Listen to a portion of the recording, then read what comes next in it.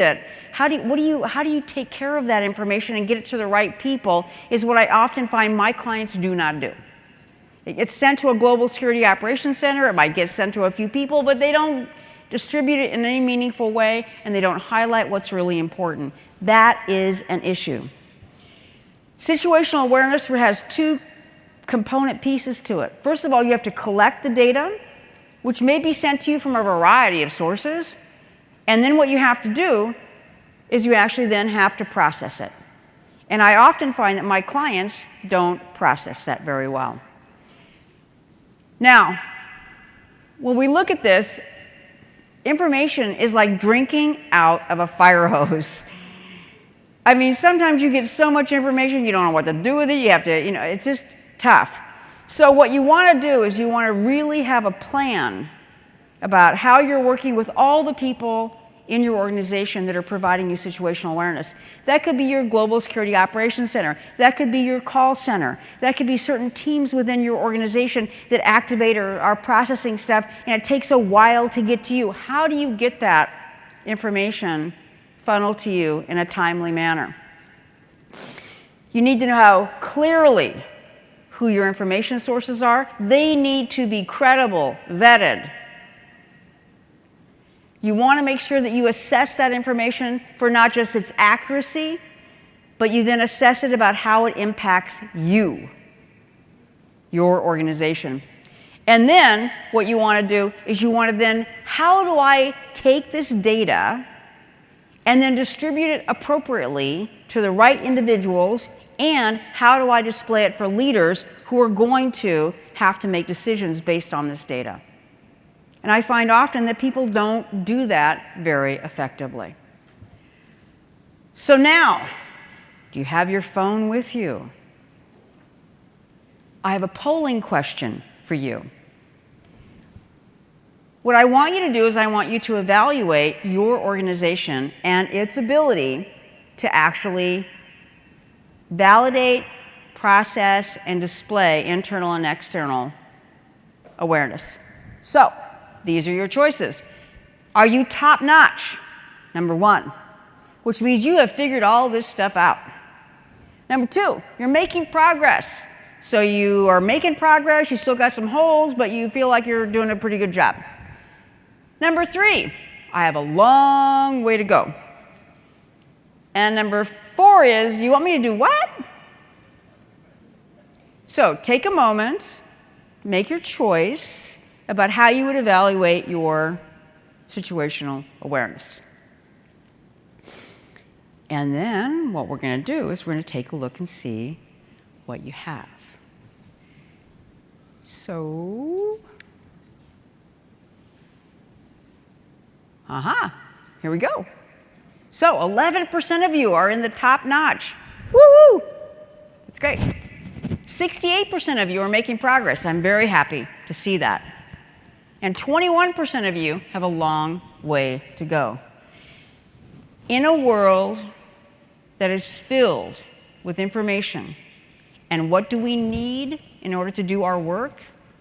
We need information. This is so important.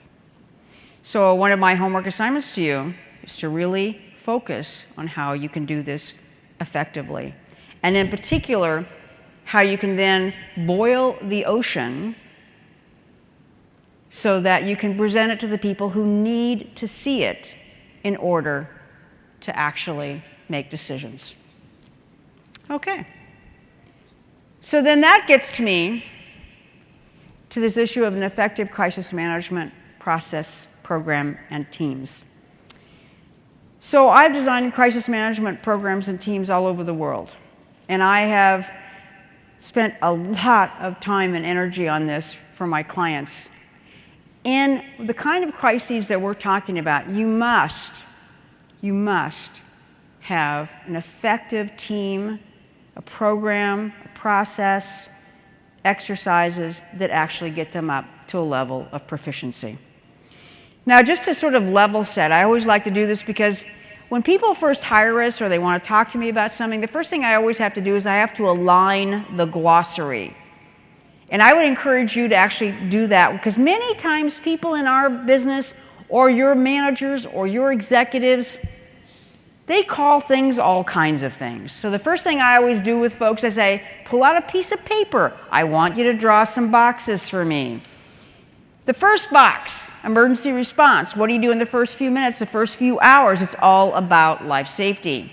Second box, business continuity. What are the time-sensitive, mission-critical business processes, and what is your methodology to recover them? Number 3, technology recovery, and then issues related to, restoring systems. And many times my clients will then say, but we're in the cloud, we don't have any problems. Doesn't the cloud live somewhere? Doesn't the cloud like in the middle of the country or in Chicago or something? So technology recovery, incredibly important, especially with information security issues as we are experiencing them. And if you went to my ransomware workshop yesterday, we spent a lot of time talking about that. And then lastly, crisis communications. What do you say to all of your identified key stakeholders? When I'm talking about crisis management, I'm talking about those 4 pillars that come up and are managed across the enterprise by a crisis management team, process, and a plan.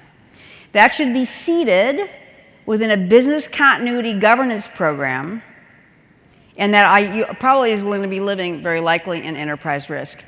Let me just talk for just a nanosecond about the business continuity governance.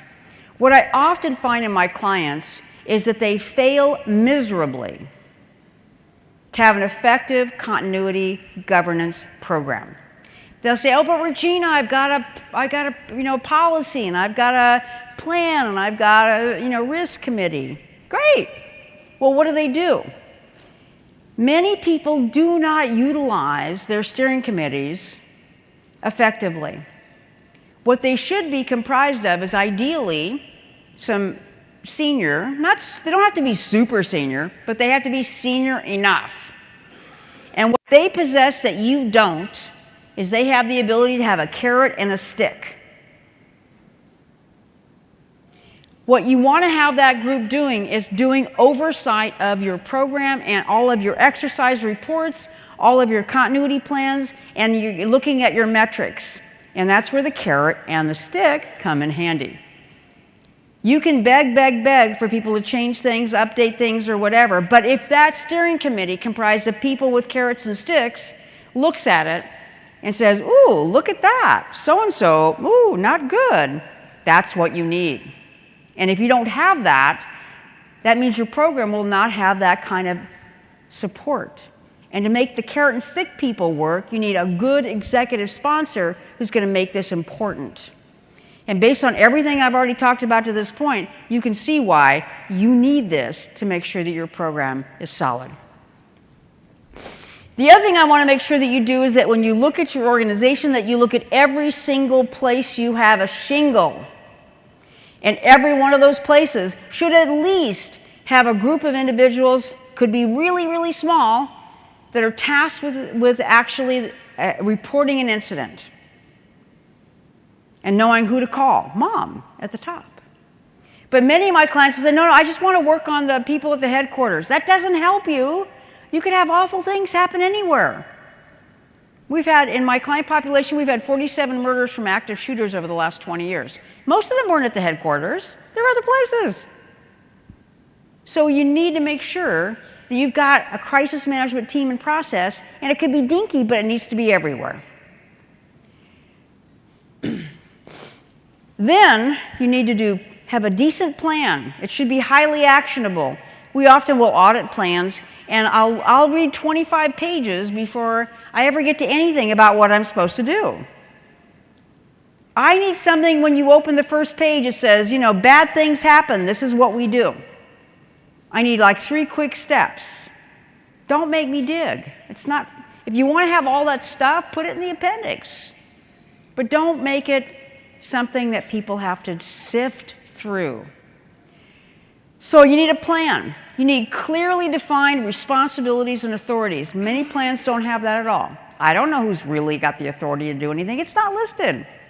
I want clearly defined responsibilities, checklists for all of those team members, and I want to know who's got the authority to do what. Then they have to be trained, but at minimum, they need an exercise at least once a year. My best clients do them twice a year. And maybe what they're doing also is something that we have called for years, ripped from the news, where essentially is a really quick scenario. Maybe all you're practicing is how to do an incident assessment and how to develop a quick incident action plan. Great. That's great. That is what makes an effective program. It's not the plan that you've got. It's really what you're doing to mature those individuals. And the last thing that I always look for, and I'll be honest with you, I am often hired by some really large corporations that haven't figured this stuff out. It just shocks me. And one of the things I don't often see is an incident action or an incident assessment team. Who is responsible for and has the authority and the responsibility to activate a plan? I want it in black and white. I want it right in the front page. I want to know exactly that they've also been given those authorities. Super important. I want a clear process about how it's assessed, who does it, and I want to know what your criteria is about how you do that. And I want that right at the beginning. So you need an incident assessment team at every one of your locations, and what they're going to be doing is they're going to be conducting an initial assessment. They're going to be actually looking at the criteria that you have to evaluate it and to escalate it, and then they call the question, do we activate or not? And then I want clearly defined responsibilities. That's what I want to see in the first 2 pages of your plan. They must have the authority to act. Now, just very quickly, I would say that with criteria, one of the things I would say is that for years, we used to develop really complicated criteria, blah, blah, blah, and I realized after a period of time, that's a waste of time. There's only 5 things we have to talk about in our profession when we get together to talk about an incident. You always start with people, about life safety. Second thing you're going to talk about is facilities and critical infrastructure. Third thing you're going to talk about is technology. Fourth thing is, can we do our time-sensitive, mission-critical business processes? Those are all very tangible things. And then the last thing is subjective, but very important. And that is, what about my reputation and brand if we don't manage this well? So poll question number 2, get your phones out. I want you to grade yourself on your crisis management program based on everything I've talked about. Number 1, you're giving yourself an A. It means you got a great team, great plan, blah, blah, blah.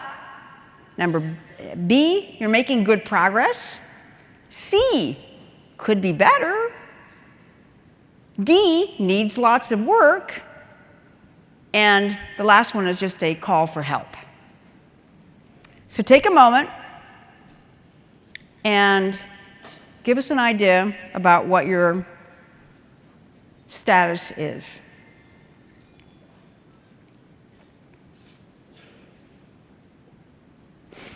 Okay, wow, look at that. 18% of you are doing great. I'm thrilled.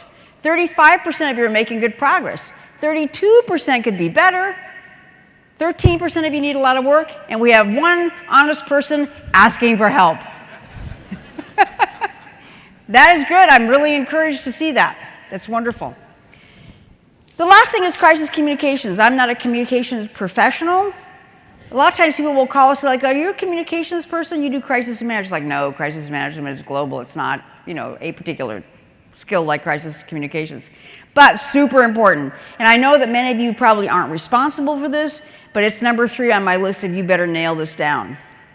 So what you need to make sure that you have in an effective crisis communications process is we need a coordinated response from communications. I'm looking for accurate communications. I want to make sure that we have identified key stakeholders in those plans and that we are responding in a timely manner.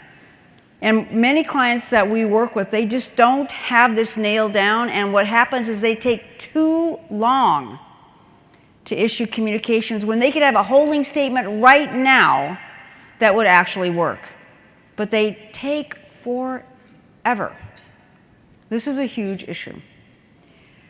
So what you're looking for when you're looking for good communications in a crisis is I want the right information. That goes back to the situational awareness. the right people. That goes back to your crisis team and the authorities and responsibilities issue. I want to make sure I have the right time. I want to make sure I have the right decisions, and I want to make sure I have the right communications. This can be accomplished, but it takes practice and it takes work.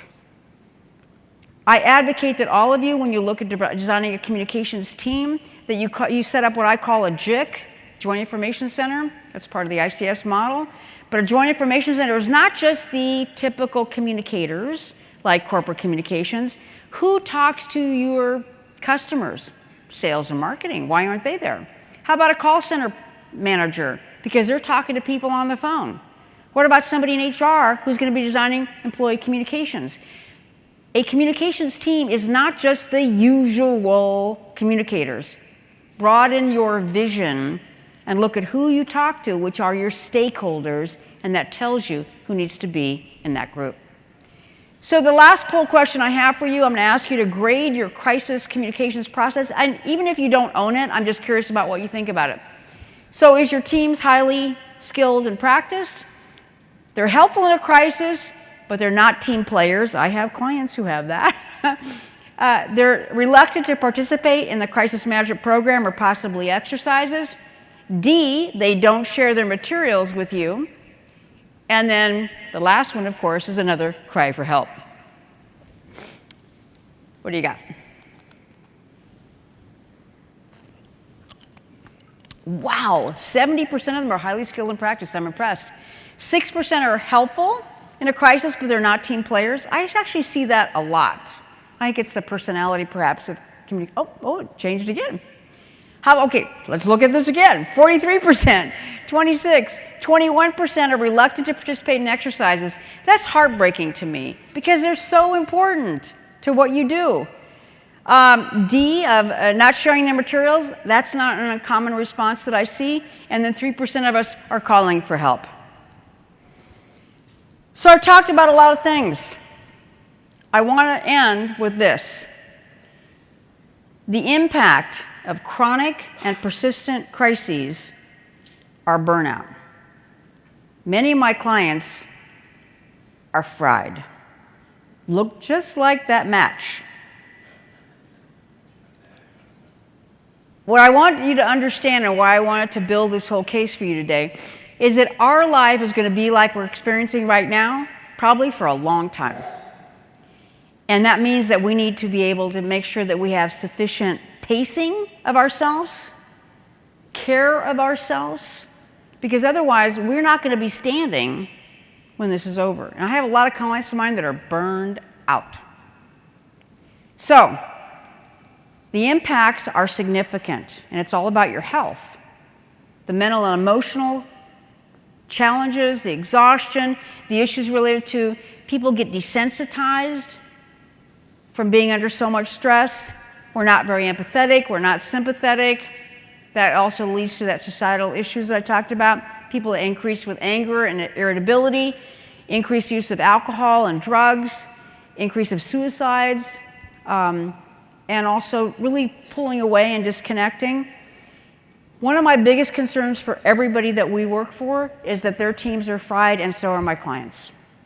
And I'm looking out in this audience, and I'm thinking you might be in that same boat.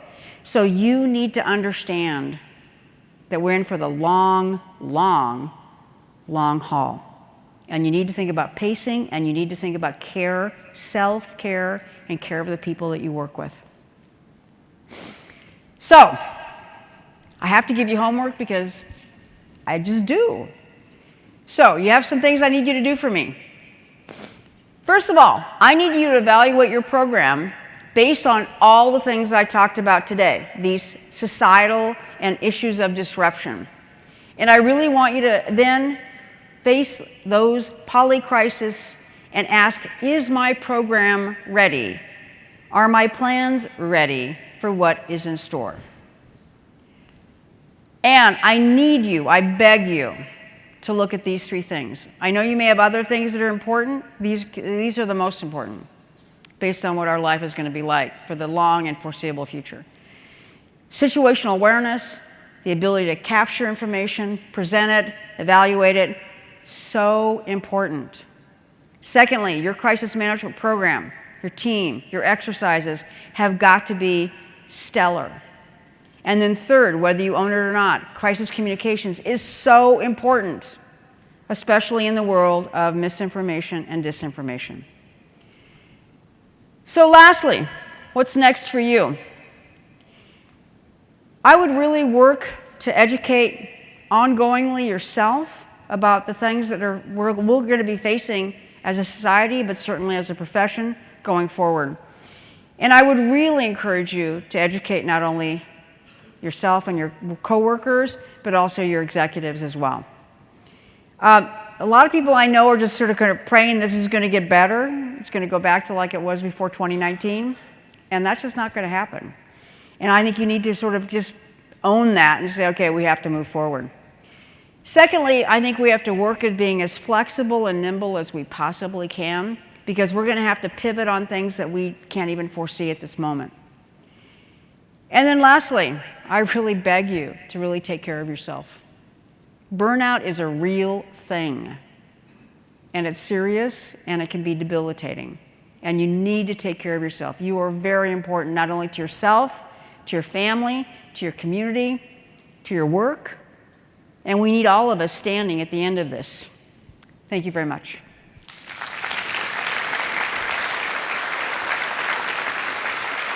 I haven't got any time.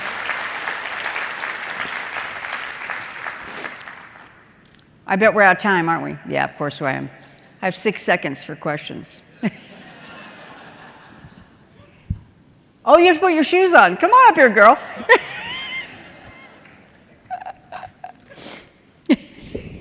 You're amazing. Thank you, Regina. You're welcome. Give her a round of applause, please.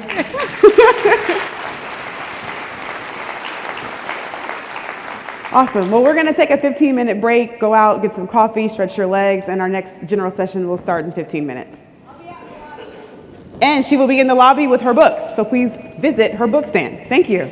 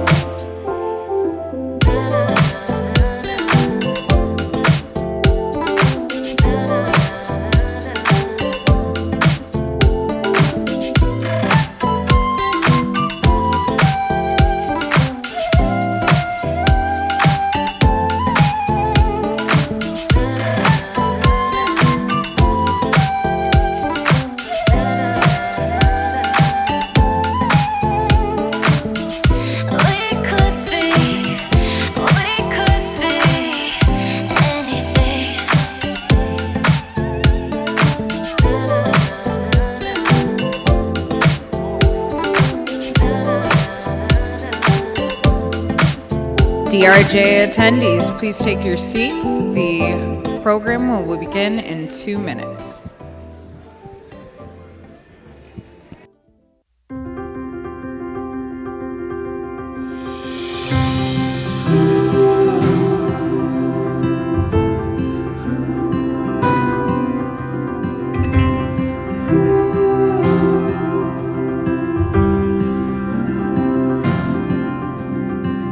I get lost in your deep blue eyes, like a shell in the sea. I fall in love over and over when you're looking at me. I think about all the work we've done and all that will be. Through all of the hard and the good times, it's you and me. Time moves slowly when I'm with you. Nothing better than this. We could be forever. Just never give up on this one life together. 'Cause you are my love, you are my first love.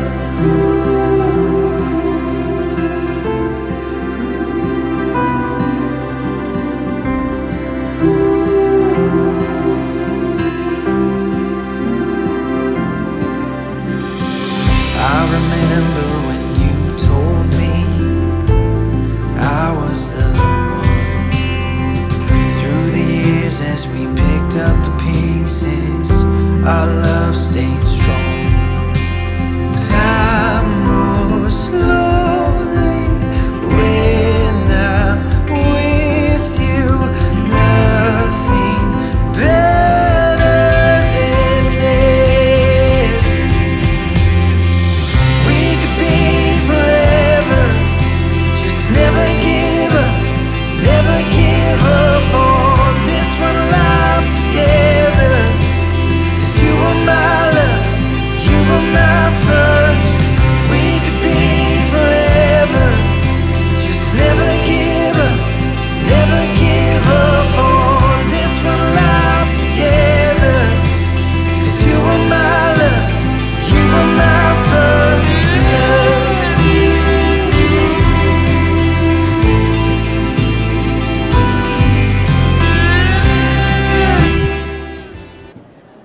Okay, we are back. How y'all doing? Good? Awesome. Let's give a round of applause for some activity in here. So I have a question. I've met some great people since I've been here this week, and yesterday I had a great time with the newcomer in the industry who's very ambitious. And so by a show of hands, is anybody currently hiring in your organization? No one's hiring? I see 1, 2. Can you wave your hand so we can see it? If you're hiring, and if you're looking, I won't ask you to wave, but look at the people around you. And this is a great space to be able to meet, connect, and to potentially find new talent or different talent. So just want to make sure that we call that out to give us space to be able to have those conversations. So thank you. Our next session is titled Operational Resilience, Putting Theory into Practice. And this session will discuss the frameworks related to operational resiliency and its practical implementation, starting with defining its importance in today's business environment. We're going to welcome back Brian Zawada, the VP of Strategy for Risk Connect, and our panel.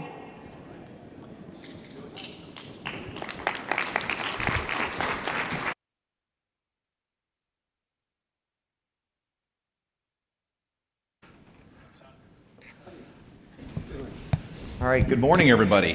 Morning. Oh, I'm so glad. I was worried during my presentation yesterday I was going to fall off the stage because I don't know if everybody notices it's blinding here and I couldn't see the edge too well. But anyway, thank you so much for being here. Just before we get started, I thought we would do some introductions of the panel. And so, Ann, would you tell everybody a little bit about yourself, what you do, and your background? Very good. Thanks, Brian. Good morning, everyone. Ann Pickren. I'm the Executive Vice President of Strategic Engagement with OnSolve. I've been in the industry for 30 plus years now. So I was counting up the number of DRJs, and it was over 50. So Yeah. awesome. Good morning. My name is Tom Crane. I work at Everbridge. I lead our best practice program. And I've been in the space not quite as long. If you count lifeguard experience, maybe. I was a lifeguard in high school. You know, I've been creeping up past 20-some years. But been in the emergency management, crisis management, business continuity world basically my entire professional career. And happy to be here with you all today. Good morning. I'm happy to see you all again from yesterday. I'm Shawn Blevins, Chief Revenue Officer and Head of North America for Perpetuity. And we are a resilience automation framework company. Thank you for your time with us and happy to be with you guys. Well, great. Well, thanks everybody. And so what we thought we would do today is have a very informal discussion, but we all agreed that we were going to share not theory, but practical advice on a number of different topics as it relates to operational resilience. And so a couple of the objectives that we hope you'll take away from this is, number one, how best to assess your overall resilience capability in your organization. Talk about some practical implementation steps, depending on, everybody's in a different place organizationally, how to think about operational resilience, or some related terms, of course. And then also a big part of that, and something we all feel very strongly about, is how to test and evaluate that capability so as to be able to develop some confidence. Now, before we start off the conversation, I'm going to share just a couple thoughts, just a level set for us and the audience, and then I'm going to ask the panel to react to my opening comments. And just so we're all on the same page here, when we talk a little bit about operational resilience, this is a definition that's meaningful to me. And it really all comes down to, at a strategic level, how do we continue to deliver on expectations for our customers? And it's regardless of what happens. How do we meet their expectations in a minimum capability, obviously in a bad situation? How do we prevent? How do we recover? How do we go ahead and adapt to changing circumstances? And of course, how do we learn from those, the situation that's presented itself? And when we think about that, there's so many terms out there. We're going to probably use so many of them here today. And it's a combination of what job titles might be: operational resilience, business continuity, disaster recovery, emergency management. The list goes on, but it certainly also involves business subject matter experts as well. And I think, embedded in that definition, some of the key outcomes I think that we want to talk about here is that this isn't just a reactionary effort. It's also about proactively preventing disruption. Not saying we're preventing threats from occurring, but how do we architect our organization to be able to withstand whatever's thrown at it? And can't prevent everything though, so how do we decrease impact through a lot of good preparations that we need to take place? Also, we're not going to be perfect in our responses, and how do we get better over time? And I think if I talk to the C-suite in any organization, their number one outcome that they expect is a higher degree of confidence. And so when we talk about the value proposition as we go through all of this, it is protecting the value-creating mechanisms in the organization. It's, again, trying to minimize impact on all stakeholders to preserve our financial position, our reputation. One of the things I talked about yesterday in my presentation here in this room was it's all about being very concrete and real. How do we create context of what we do and the idea around plausible scenarios so as to build up confidence, be concrete, and also being able to go ahead and coach our organizations to build in resilience, not just bolt it on after the fact because it's so much more cost effective. So those are just some thoughts just to kind of get us started. I want to invite your comments on that. Anything I said that resonates or anything I said that you disagree with? I would agree with all of that. come on. And, I think one of the things that, I know sometimes I disagree with you, but not often, right? Well, do it. One of the things I think I encourage people is I see that you make better strategic decisions as a result of being focused and building a culture of resilience in the organization. Mm-hmm. So it's the concept of we've got each other's back mm-hmm. in everything we do.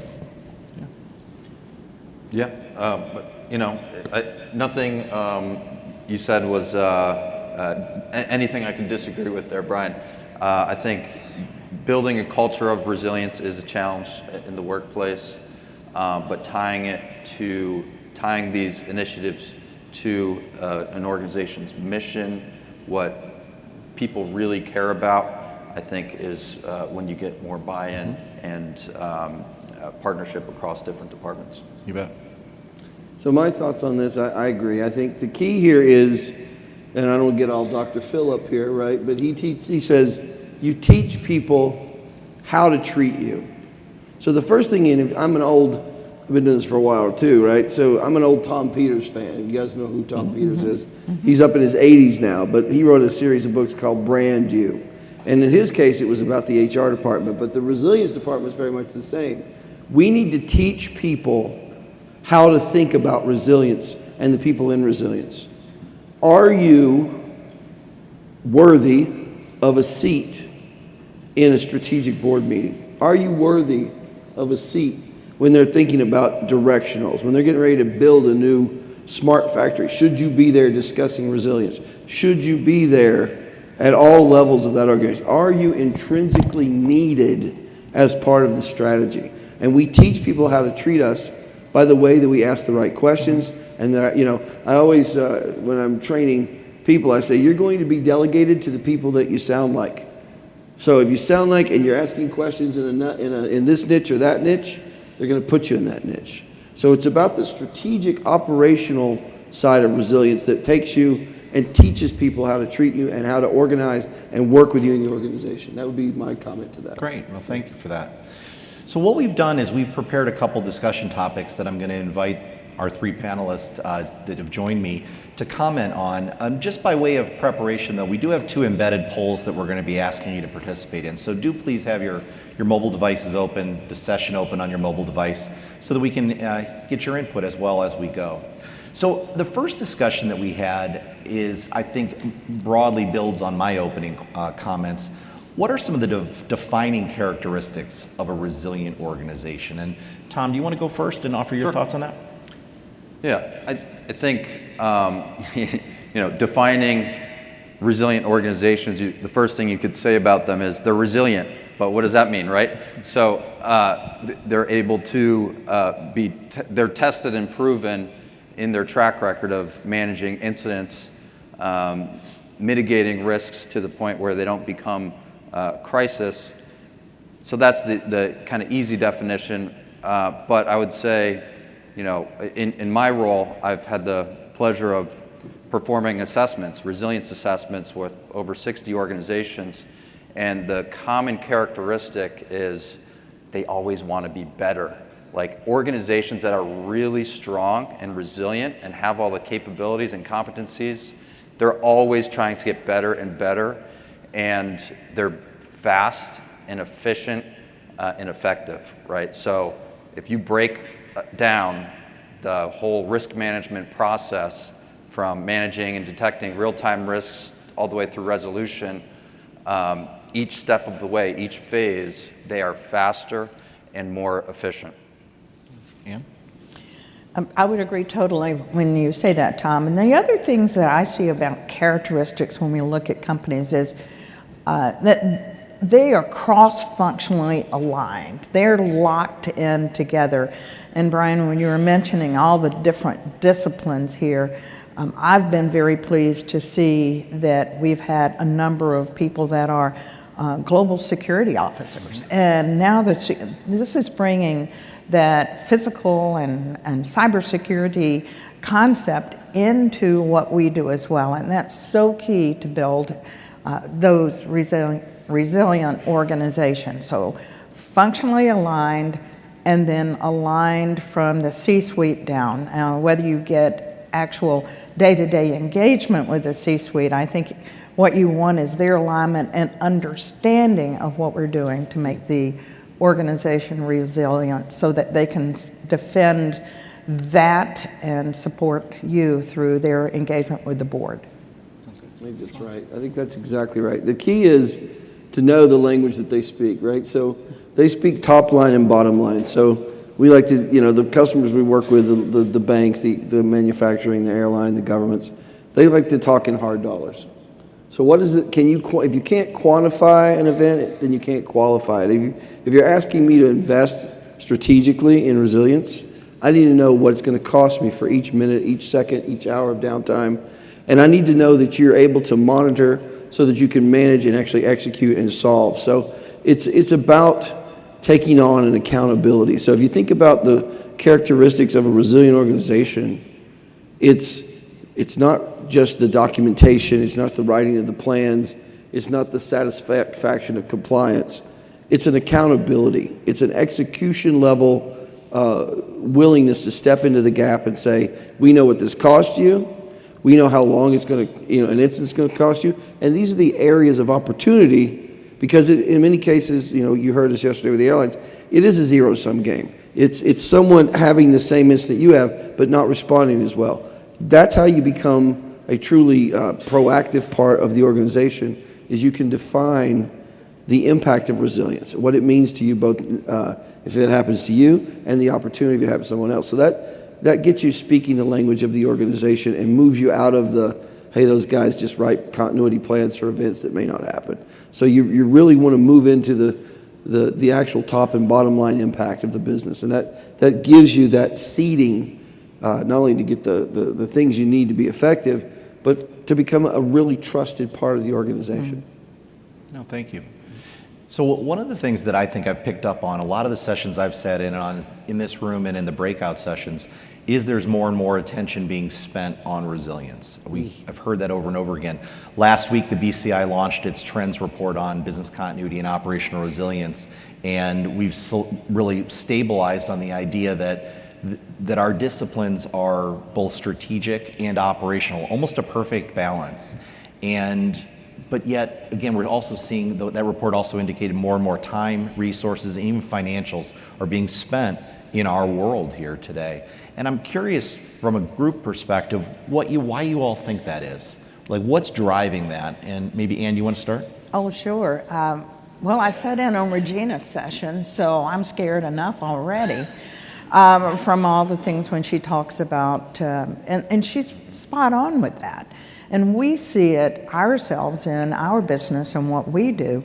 One of the things I think we look at our data and try to make good determinations of things. And if you compared year over year, the events that we captured just around physical security, much less cyber, when you think about things that are impacting us much more frequently, a 50% increase year over year in events of critical weather, but more importantly, almost a 300% increase in transportation events that occurred. And you can think of some of the train derailments and chemical spills and things of that nature. And then an over 800% increase in infrastructure failures, be that as a result of the weather or also, malintent and attacks on the power grid and things of that nature. And when you look at those and then you think about the social unrest and the other, the health and welfare of your employees and the mental state and the stress they're under, all of those things come into play. And it's not those, and you mentioned it when you were talking yesterday about, it's not scenario-based planning, but it's dealing with the outcomes that are going to hit you and what you have to be able to do. So whether you need to plan or not specifically to the scenario, but there are going to be outcomes, and then there are going to be those dynamic risks that come behind those events that can catch you by surprise in some degree. So it's the ability to look at all that. It's so changing. It's a different world. Absolutely. Shawn? Well, if you think about it, I think that's spot on. I think that the idea of a different world, I'm a big Avengers fan. This is one of the props from one of the movies, right? There was this thing called the blip, right? If you saw the movie, where half the population just disappeared. We didn't go through that, but we did go through a pandemic. And all of a sudden, we all said, oh my God, we all know someone who was directly affected. And we realized that pandemics aren't just things that happen, in another part of the world. They happen in our neighborhood. They happen in our business. And so all of a sudden, resilience became no longer something where, I think the breakdown of the communities, the ability that we used to think we had in our government, in our neighborhoods, all these things, all of a sudden it was like, I need to plan for my family. I need to plan for my organization. I need to have people that are responsible for acting. I need to see this. I need for it to execute. I mentioned this yesterday, but in other parts of the world, in the Middle East, in India, in Europe, increasingly here in North America, they're now no longer leaving that to chance. They're coming in, they're saying, push the button, show me the audit, that you have this thing in place and it works, that you have an actual execution plan.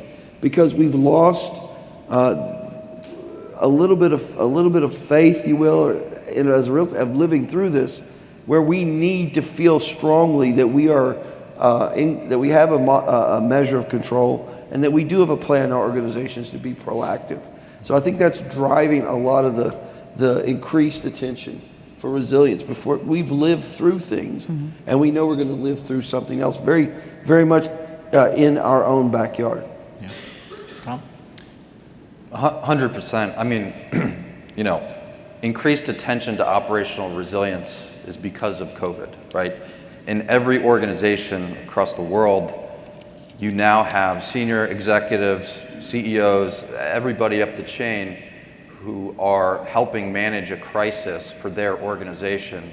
So that persistent, consistent attention really raised the issue, got all the right people around the table working on an issue, asking questions every day. Like, I was on hundreds of COVID calls, right? And I'm sure you all were. And they were, everybody was coming together, unraveling their interdependencies. There's so many ways that organizations and different departments and services rely on each other. So bringing them all to the table really raised the importance of operational resilience. And I don't think that's going away. So that's the good outcome of COVID. But I think there's a lot of opportunity there to continue making improvements. No, that sounds great. So this is our first poll that I'd like to go ahead and introduce to all of you because it's a precursor to our next discussion topic. So what's your number one way to identify best practices that you can apply to your organization? You're going to see a couple of different answers here, and one of them, of course, will be conferences. Don't let the fact that you're here be, influencing that, because we're not giving that information. Well, I guess DRJ will see that information, but ignore that. If it is good, if not, it's not. Anyway, take a look at that, and let's take a look and see what your answers are on that. There are a lot of options on there that are one, quite a few. just to read through them. But I think while you're thinking about that, and we'll eventually, there we go. So we take a look here, we got a D by far. I lost that one. Come back. I think that was community learning from others. I think is that what it went and it was gone. But anyway, let's just assume that was it. And what, by the way, was it? We're getting them. There it is. Wait, there it is. Oh, it's still recycling. It is. There we go. It's still up there as community is a big one. And it looks like after that are some of the standards and a few others that are tied, and there's a lot of different inputs. But I think with that being said, when we're talking about, building a culture of resilience and building those capabilities that are out there, I am curious about, are there frameworks out there? Are there sources of best practices that our panelists recommend? And as you go through that, is it one or is it multiple things to consider here? And so, Shawn, why don't you go first? Well, that's a especially cogent question for us. The establishment of best practice right now, I mean, we come to conferences like this and we talk about, I would say, directional conversations. And then we do our assessments. We have our engagements with the various organizations and vendors and companies. But there's really not, I worked at Microsoft, Oracle, SAP. We have these communities by industry, communities by practice, by process, and they get very detailed. And one of the things that we've been able to do, because we're a software company, is we begin to put those software practices and best practices and behaviors and all this autonomic stuff, and we begin to get a sense of, these technologies and vendor mix, these particular processes and humans taking things. So there is a learning repository that people can share in the folks that we work with. But what we found overall in the resilience space is that everybody's doing some version of Kathy from the comics, where she's going, yeah, she's like, they're all, and it's sad. Like there's almost that was terrible. But the point is that there's there's this need to kind of open, and it always starts with a kind of a Dear Abby moment of, well, we didn't want to tell you this, but we don't know where everything is, and we don't know where everybody can get a hold of everybody. People are hesitant to sign up with our distribution list so that they get on the hook to get to know these different things. So there's all these kind of, we'll call it personal issues that we try to take out with automation, but they're very real issues that happen across the organization, and the leveling of telling people the truth and getting to a community where people can, this is a very vibrant group of people that tell each other the truth about your organizations. It's a safe space, you would call it. But in our organizations, we're kind of expected to be the people who have the answers. So it's challenging sometimes to get the knowledge base and get the understanding. So we try to do that by bringing together, what's worked and best practices, and I'm sure the other folks will as well. But we need to find a way to do this on purpose and at scale, so that we're really sharing by industry, by process, what's really working. At SAP, they've got this down to the point where you can go out there and click and see this is order cash to management end to end. We need a same order cash to management process that says this is what the top 5 organizations in the world are doing for resilience. That would be amazing. Hopefully we get there someday. Tom? Events like this, obviously, listening to each other, learning from each other, it's invaluable. Personally, I'm biased. I manage a best practice program, bestinresilience.com. Check it out. That's my plug. But that's where we gather best practices from organizations that we listen to, and we understand what they're doing well, and performing studies and doing benchmark analysis. When you can prove the performance is better amongst different organizations and zero in on what they're doing and those best practices, they start as practices, they become best practices because they're performing at a high level, and there's some acknowledgement there. So you really have to have that mindset of looking and listening for best practices, talking with peers of similar organizations, and being on the lookout for those best practices. May I? Please. Thanks.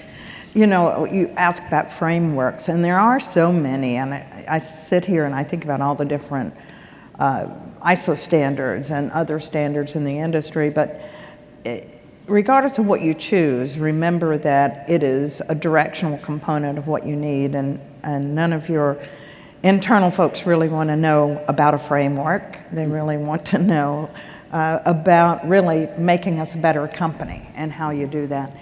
And the results from the survey, not there anymore, but I think they're so accurate and spot on that we learn from our peers.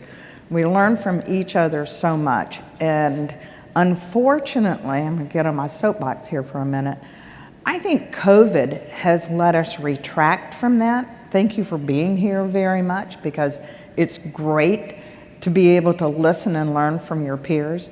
But really, local communities and what you can learn from each other is the first place to go. And I think that's the one that's really lost traction much more.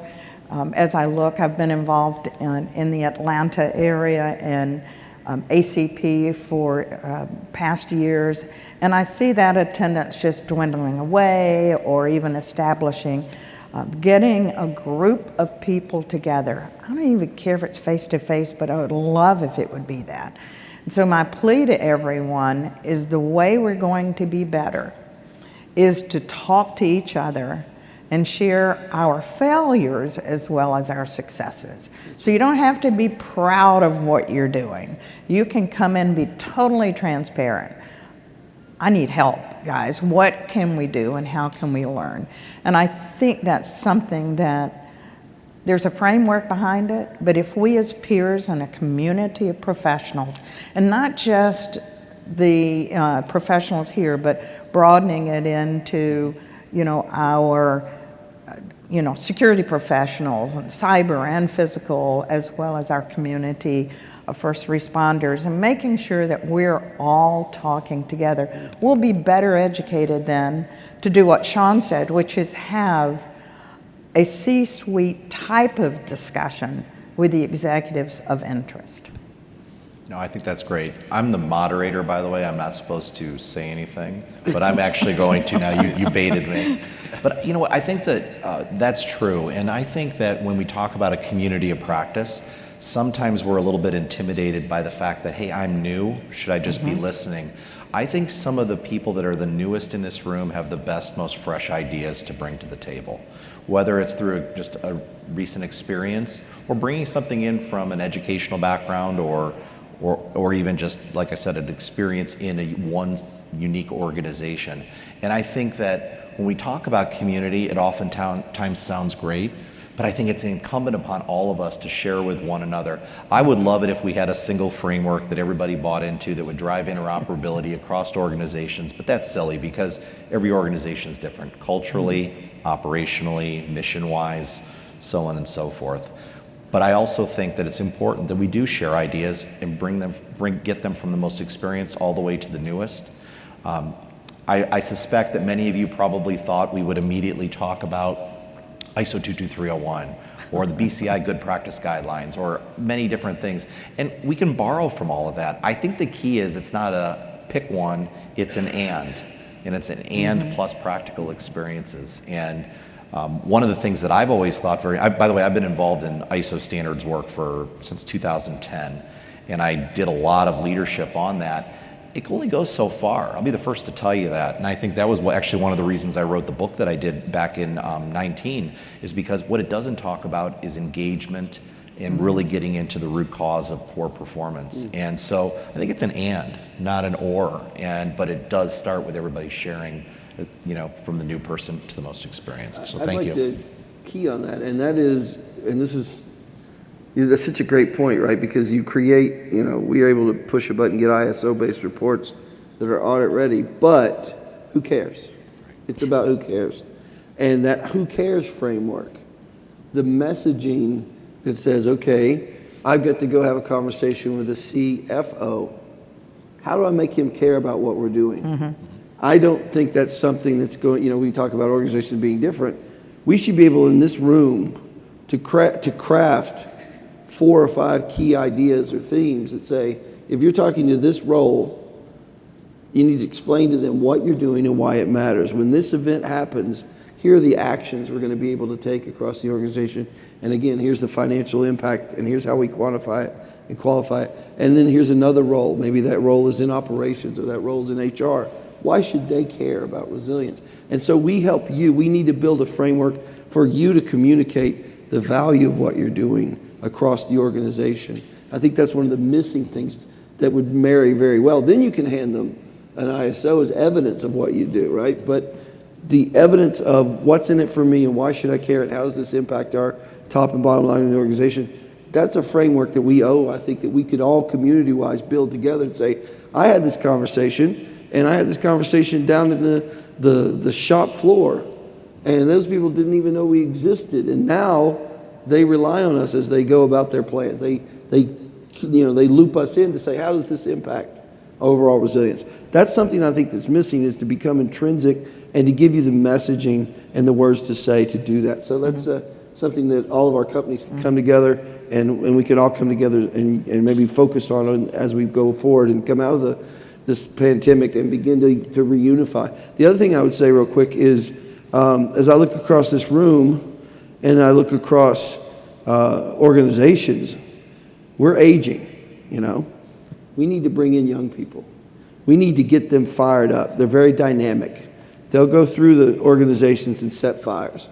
I think it's very important that we think about that and do that on purpose, because resilience for the next generation and handing off and making sure that the organizations can see that we have succession and that there's a plan here for getting even more resilient, even more strong. And these people, it's not just the guy that's going to retire in 5 years and he's the only guy that knows where things are and how things work, but we have a family that's growing. So hiring young, dynamic people and getting them to engage in resilience, I think, is incredibly important. And then training them with the right messaging is very important. Yeah, thanks, Shawn.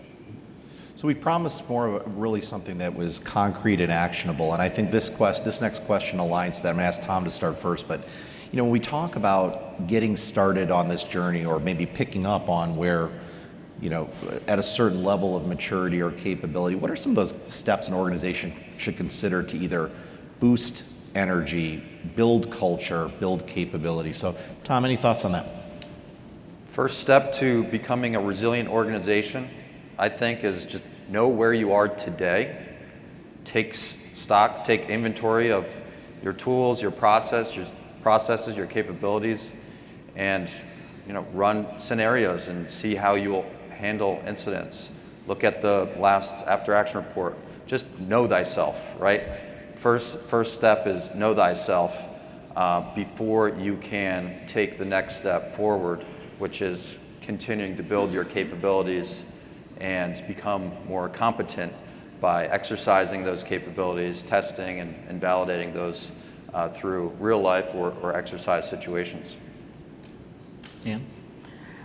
Great way to start, and I would call it that gap assessment. Where are we? But to do that, I think a lot of times I see organizations that we strive to be what we would call operationally resilient and making progress, but we still operate in silos, right? So there's a bit of conversation, but not a lot. And to be resilient, it's not only security, both cyber and physical, and also business continuity and IT disaster recovery, but it's your financial team helping you. A totally resilient organization requires a lot of cross-functional groups. And I really think one of the steps is broaden your awareness across those groups. Make sure that maybe you can begin to get that community internally in the company itself. Maybe some of your companies are small enough that's easy to do. But to bring together and start talking about recent events that other people have had happen, headlines that you talked about, and start saying, how would we have responded? And would we have been able to communicate and coordinate as well? What I've seen happen is we talk a good story, and then when something happens, everybody goes off marching on their own functional area, and they forget to come back to that center group of collaboration to make sure that we're linked in what we're doing. That's going to be the key to making that great step into being resilient. You won't be able to do that by yourself without having all those individual functional groups together, and I think that's a very key thing. Yeah. Shawn? Well, this is one of my favorite questions, because when we run into these situations with mindset and culture, I don't think this will come as a surprise to everybody in the room, but the application owners and the compliance owners and the CDMDB owners and the Fusion owners and the you name it, everybody is all copacetic, and we're all in love, and we're all wearing our hippie gear until something goes down, right? And then this happens, right? You didn't update this. Well, that wasn't where you said it was. That's my department. That's not my job. I didn't update that. So how do you prevent that? How do you preempt that? And I think the answer is you empower people to iterate. You iterate together. Most of the organizations that we run into, they do drills, but those drills happen far fewer times than they need to. And they're usually constrained by technology, and I can't get the right people in the right order to do the right thing at the right time. But I'd like to do a drill every week if I could. I'd like to hit that big red button and prove this story. I'd like to get people out of the equation. So we find that automation makes a big difference, but the iteration and the trust is built because that person's not going to throw you under the bus. That person is there for you. They've got your back. And also sometimes it's like, oh, well, thank God, there's my stop doing list. I don't have to do these things because, in our case, we've got things to take over. But overall, you've got to find trust in the organization. And the trust comes from executing together. It's like we can talk all day long until we get on the field and play ball. But when the game's on and when the simulation's happening, the drilling's happening, if you can't monitor, you can't manage. You have to be able to drill and iterate. And that's how you build trust. So the culture comes from getting on the field, getting dirty, And then you realize, oh, I really do need that person. I really do need this team. We are intrinsic to each other's success.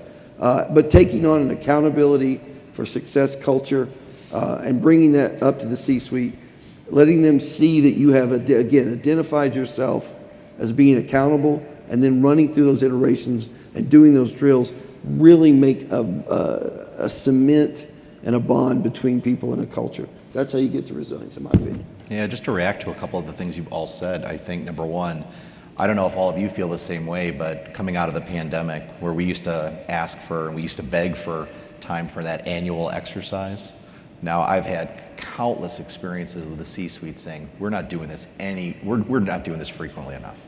Let's do it over and over again. You know, you talked about updating those plans. Let's move that energy into just getting together so we can build trust amongst the team. Tom, you mentioned know thyself. I could not agree more. And I actually owe an article to Bob and company. I think it's due in a week and a half. And it was a study that I did. I just did a really informal poll on LinkedIn. And I asked people for their comments and their opinions on what's more important, plans or building a kind of I called it a digital model of the organization, which is code for know yourself, something that you could actually farm. So if something bad happened and I said, I lost X, what are the downstream implications? That gives you that flexibility based on knowing yourself to react and conceptualize based on teams that trust one another. And I think that's so huge. And I'm not trying to disparage standards that emphasize plans and I'm not saying BIAs are important or not, but I don't care how you figure it out. Know yourself, understand the context by which you operate. I think those are huge. So let's do another poll. And this poll is pretty simple. And we got you far less options to answer. Is your C-suite buying into or prioritizing operational resilience? And again, you're going to see a couple different answers. Yes, bought in and engaged. Partially. Situationally. No, not prioritized at all. So if you could give us that, your inputs on that, that would be great. And we'll see how all that's kind of starting to come in. You're looking that way. I know, I got two different versions. So we're seeing number one right now is partially. Number two, yes, bought in. 3, situationally. Not at all, and thanks for the honesty there. And sometimes I think we have to look at this, and we've talked about a couple of those techniques. I certainly shared one yesterday about grabbing the headlines and taking advantage of that, and I think we've also shared a few others here as well. But maybe we can talk a little bit about that here in our next discussion topic. And Shawn, I'll ask you to start, but sometimes I think this is about the message that we deliver and how we communicate it. And if you had to deliver that 30-second elevator pitch to get people excited about resilience or kickstart or reinvigorate that, what does that look like to you? Well, I think 30 seconds with the CEOs and CFOs I've talked to is about 20 seconds too long. Right? You got 8 seconds, and if you don't say something good, then you're done. If you've got something really compelling, you'll get another 8 seconds, right? But they want to know what's in it for them. WIFM, that's the radio station everybody listens to. What's in it for me? I have to go in front of the shareholders. I have an earnings call. I need to know what is the strategic relevance of this to my, I have 2 screens in front of me if I'm a C-suite person. The first screen is 3 years from now. The next screen is my earnings for the next 3 months. If you can't put it in one of those 2 contexts and you can't teach me, you have to teach me the actual words that I need to say that says, I had a conversation with our resilience team. They said we need to think about these things because these things matter. We'll never get to smart factory unless we can do resilience automation. Unless we have the ability to begin to get to some of the AI capabilities we talked about. You have to train them to think about how, frankly, they cannot meet their goals without resilience. They can't get where they need to. The promises that they have made to their shareholders cannot be realized without an ironclad, bulletproof resilience capability. And when you say that to them, you are signing yourself up for that. So that means you're out of the basement. You are literally now one of their strategic team members because you have said, I'm not below the line. I don't just want to do my job and go home at 5 o'clock. I want to make a strategic contribution to the future of this business. So yes, you are signing up for accountability. You're signing up for execution. You're signing up for, avoiding the newspaper ad or the newspaper story that says you're down and here's the rip to the brand and your stock market dropped. You're signing up to be accountable to that executive. So you need to be able to quantify those results. If something happens, it costs you this much money. This is the hit. Here's the story we showed yesterday with Toyota and the airlines and Square and those things. It really is going to happen to you, Mr. CEO. It's going to happen. It's not an if, it's a when. It's also, the good news is it's also going to happen to the people you're competing with.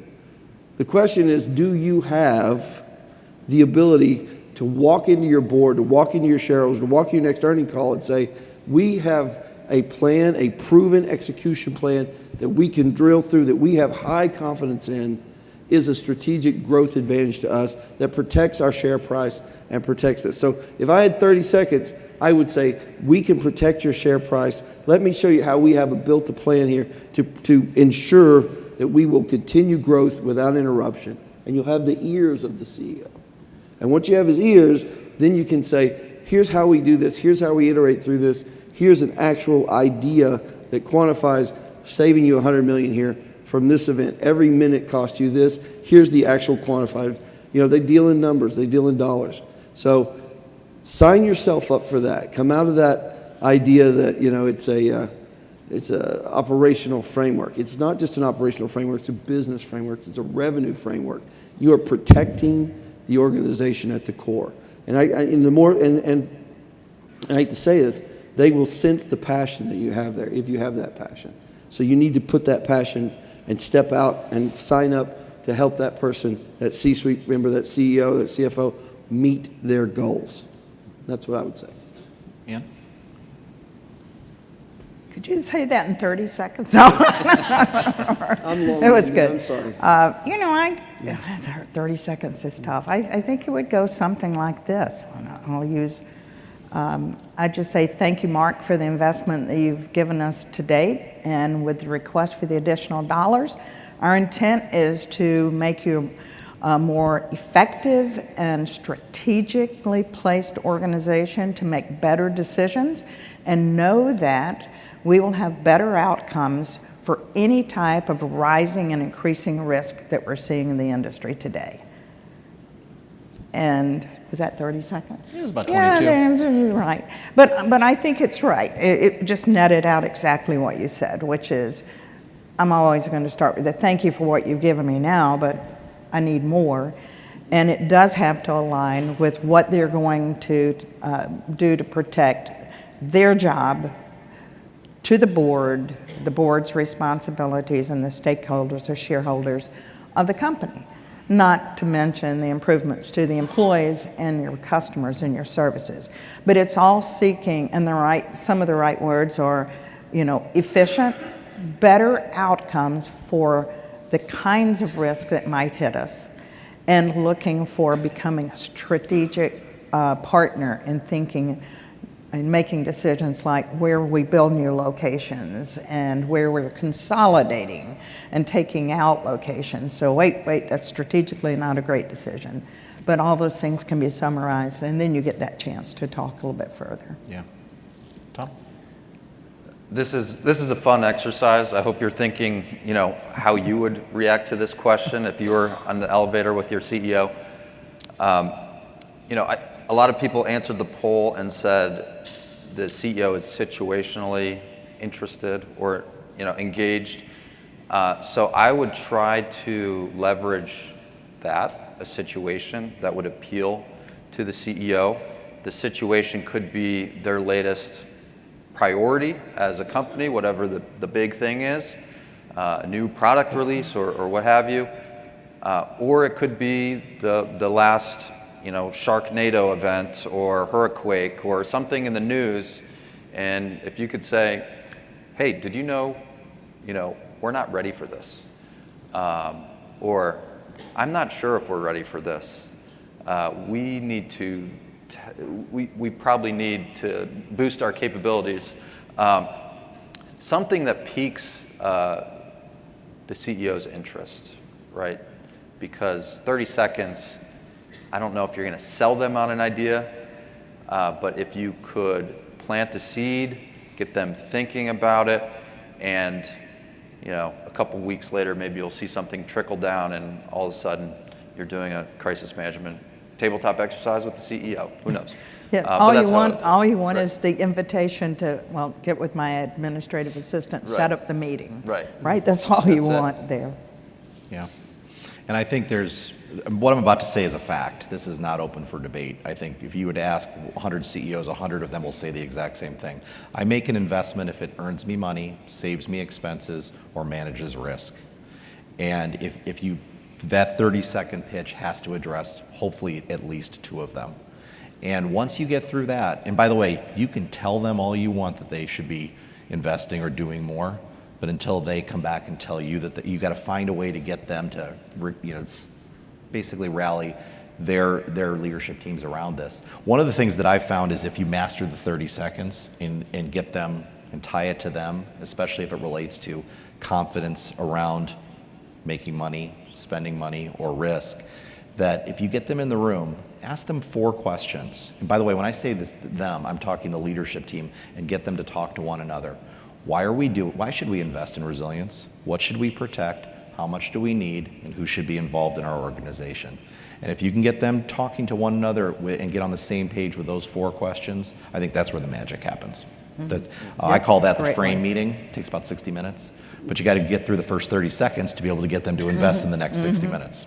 And I think that's why this question's so important. I think the breakthrough for us is that those meetings happen, but they tend to be ethereal. And the closer you can get it to every minute, every hour, every 10 minutes of downtime, you know, how long until Newsweek writes the article, right? How much time do I have until I take a hit in my stock price? That makes it extremely tactical. And so the closer you can get to evidence and say it's $10 million a minute, you know, we're doing a deal with a large agency, and it's literally a federal agency. It's literally hundreds of millions of dollars when these things aren't available. And the impact is immense if it's a bank and the ATMs aren't available. So putting it in quantified dollars, numbers, and cents is how you can engender that conversation. If you have enough evidence to show from the people, process, and technology, you can roll that all up into a nice, provable, then you can just hand it to them, and then that will engender them to go, oh my God, this is a priority. I would add one thing. The only thing I would probably disagree with is get them to say that to each other. Enable a situation where you're not the one delivering that news, because they're immediately going to put up that barrier and say, oh, sure, but that's situation. But if you get a CFO saying that the CEO and the COO then goes over and disagrees, get that conversation going and let them buy in themselves. That's right. And just facilitate that and let the magic happen. You may only get half of what you asked for, but it could be twice of what you need. Twice as valuable. That's You right. bet. That's You right. bet. So let's talk about one more concrete element here, and I'm going to invite Ann to talk about this first, because this is something that's super important, and it's a constant struggle. Yes, people want more exercising and testing involved to build confidence, but how do you do it? What's generating the most value and the most interest? What do you think? Wow. You got 11 minutes and 31 seconds. I'll be done by then. When I think about testing resilience, I think the thing we do is we fall short. We make it too easy. We don't want to fail, right? Mm-hmm. And you said it. I picked up a lot from you yesterday, so I learned something. No, but you want the good things and the bad things, and you really want your test to be challenging. You don't want it to be surface level. And I know a lot of times when I've seen people working through various, if you're really going to test operational resilience as a whole, I'm gathering you're going to do it through some type of walkthrough, right? You're not just going to say, let's see if we can shut the business down today, right? And respond to it. So those simulations or exercises that you're doing, those workshops, I'd stay away clearly from what is the scenario that happened, right? Let's think about what is the outcome we're presented with. But leverage what you've seen in the news, what you're watching. If that had happened to us, what would we do? It would, with the same outcome presented, whatever it was, how would we respond? And I go back and think years back in my career, before I was in this line of business, but was actually running an IT management for a manufacturing company, one of our data centers had a train rail that ran right behind the building, right? Whoever thought it was built there? Nice brand new building in an old textile town, wonderful data center.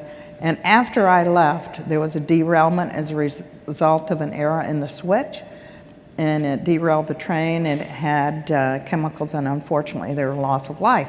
Totally ruined the data center, and there was no plan as how to escape, leave, or whatever, you know. How would you ever think about those? So what you really have to do is get out of the scenario, but think more appropriately about the risk that you have, and align then to what could be an outcome that we have to address. And obviously, cross-functional is very key. Yeah. Shawn? Me? Well, this is passionate for me. This is just where the rubber meets the road. There's such complexity in these organizations. I'm talking, you know, dozens of thousands of people, thousands of locations, thousands of servers, hundreds of applications. The truth is, when you think about testing operational resilience, human beings, you know, if I was to ask you to name your top 50 IP addresses for your top 50 applications, nobody's going to do that. That's not what we do. That's not how we collect and think as a people. So if you can't monitor and then you can't manage. And you have to be able to do that in real time. So you have to admit you know, if it comes to testing, you know, no one expected the derailment. No one could think about that. But in the same way, all those incidences where there's man-made failure, it's a technical glitch. The guy was doing an upgrade at United, and all of a sudden the planes are down. Nobody can fly anywhere. You know, Southwest, they're putting their pilots in attendance together, and all of a sudden nobody can put that package together for the airplane, so the airplanes are down. That wasn't a terrorist attack. That wasn't ransomware. It was just ignorance, fat fingering by one person, and the whole thing's down. So when you go to test operational resilience, the first thing you got to do is have real-time vitals that come through your whole organization and say, I'm testing and looking at everything as it occurs. And we believe that AI is the way to do that you need to have automation that's giving you that heartbeat and letting you see that. Because if you can't monitor, then you can't manage. So then when you go to test it, when you go to drill it, it's not a exercise. And the truth is that some of the banks and the folks we work with, they have to deselect applications out. You know, we don't have enough people, or we don't have enough scope, or things aren't where they're supposed to be. So we just, in order to do the drill, we just deselected those 30 applications. So testing operational resilience means you've got to have the investment there of, in my mind, and I'm very passionate about this, that we can't ask people to do things that people don't have the capacity to do. So let's decide what the people is, the process, and the technology, and let's let them each have their, let's invest in all three of those equally. I think in some cases, we put a lot of demands on the technology side, and we haven't done anything other than say, okay, Bob, if this goes down, you need to do this. Well, Bob has a day job, right? Bob isn't doing that stuff. So we handle the process, and we handle the people side and the communications, but when things really go south, there's not the technology that can, where the machines can provide and do what they do best. So I'm very passionate about that. Great. Tom?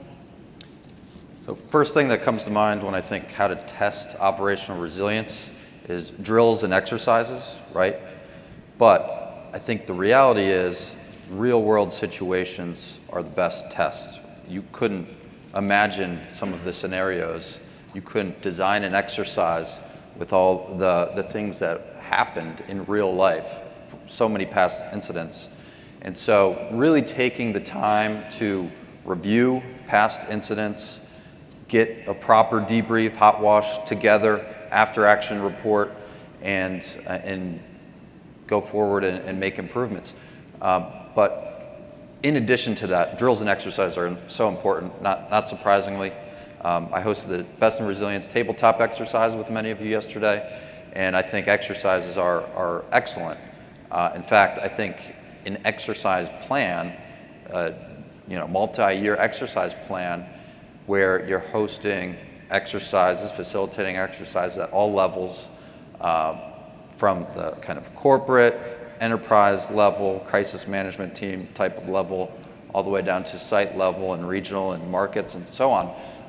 There should be multiple exercises per year, and increasing in complexity so that you're building your capabilities over time in a way that maybe it starts easy, but over time, as you're conducting more drills and exercises, you're always improving, and it's not all just the same types of drills and exercises. You need to also do failover, take things offline, and so there's when I think of a training and exercise plan or a drill and exercise plan, I think of multiple components, and it can't just be like, oh yeah, we host one tabletop exercise a year, so we're doing our job. I think it has to be more than that.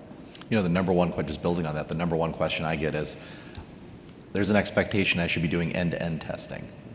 I can't do it all at the same time. And I don't think that's the expectation, and we shouldn't assume that is the case, but being able to test all elements of an end-to-end process or an end-to-end service delivery capability is essential. And as we do it, one of the key roles that I think is very practical for us is every time someone says they rely upon someone else, let's make sure we test that capability of that handoff, that interaction, because I think that's where the danger happens to be. It is.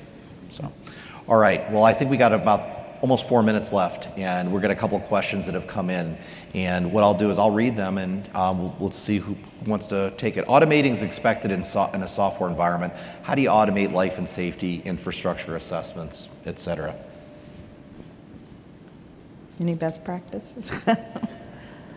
Gosh, that one's tough. How do we answer that one? I mean, that's a difficult situation. Yeah, the thing about the software environment, it is technology, right? And you can leverage technology in automating and restoring and recovering those environments as much as possible.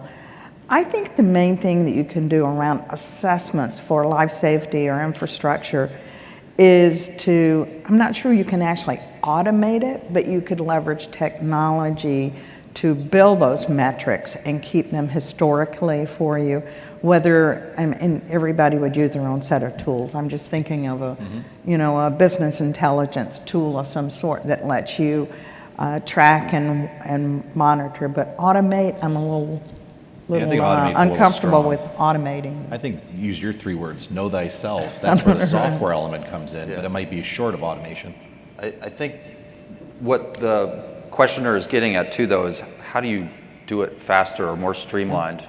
And I think infrastructure assessments, right? If there's a major outage, power or internet or utility provider, if you are a business and you want to quickly assess the impact to your organization, being able to do that assessment, get real-time results back so you can quickly identify, kind of a scene size up, get initial situational awareness of what's happening across your organization. So that could be automated. I have some thoughts on that, but with a minute left, I think we'll.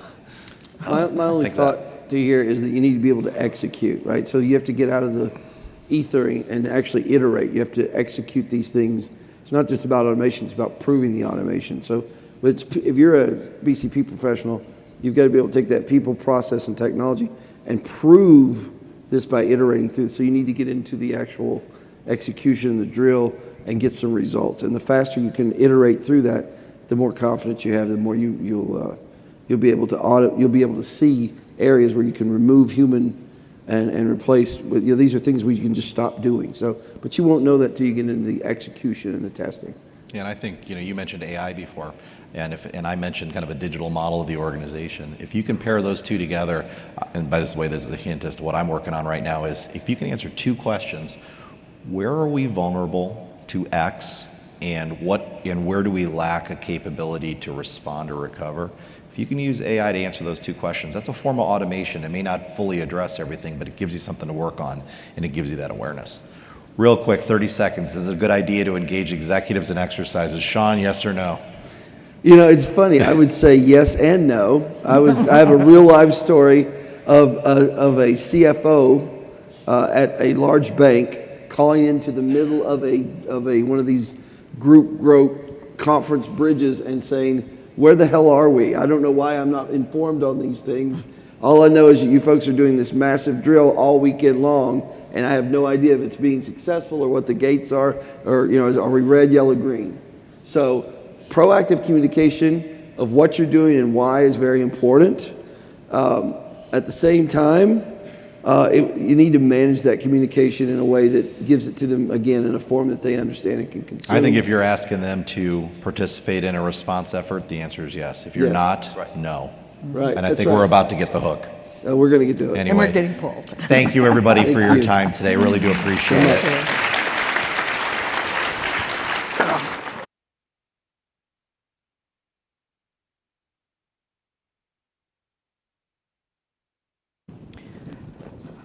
Thank you to this panel. We're going to take a 12-minute break. We'll be back in at 10:30.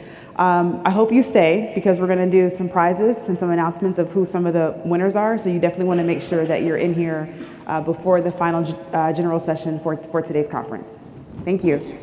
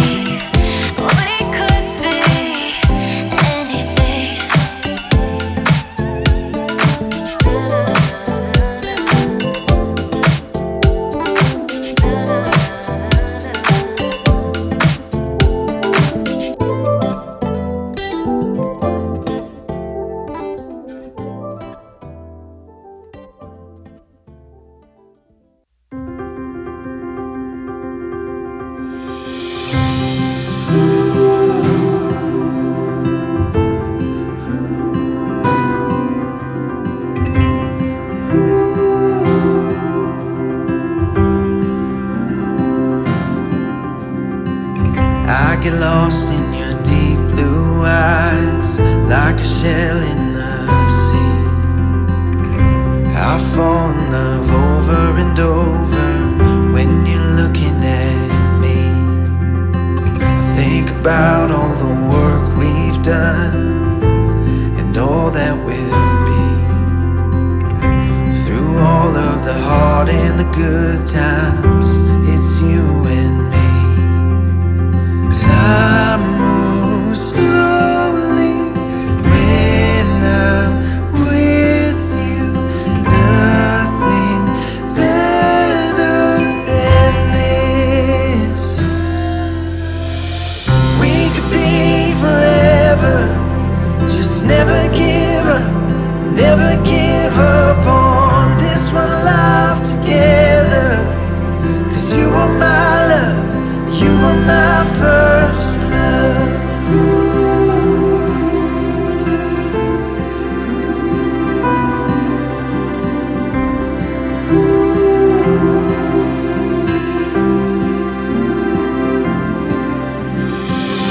I remember when you told me I was the one. Through the years as we picked up the pieces, our love stayed strong. Time moves slowly when I'm with you. Nothing better than this. We could be forever.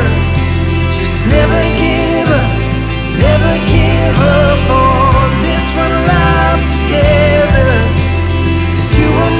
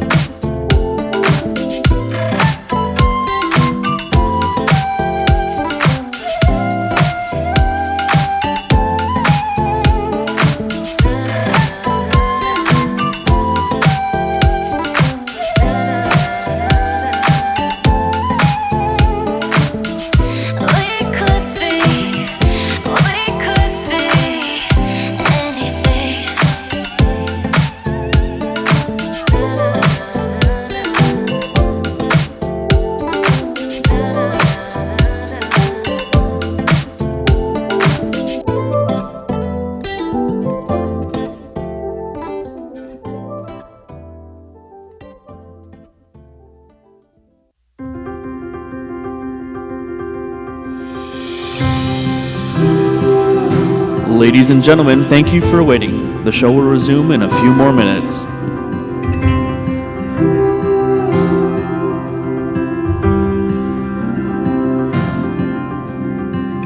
I get lost in your deep blue eyes, like a shell in the sea. I fall in love over and over when you're looking at me. I think about all the work we've done and all that will be. Through all of the hard and the good times, it's you and me. Time moves slowly when I'm with you. Nothing better than this. We could be forever. Just never give up on this one life together. 'Cause you are my love, you are my first love.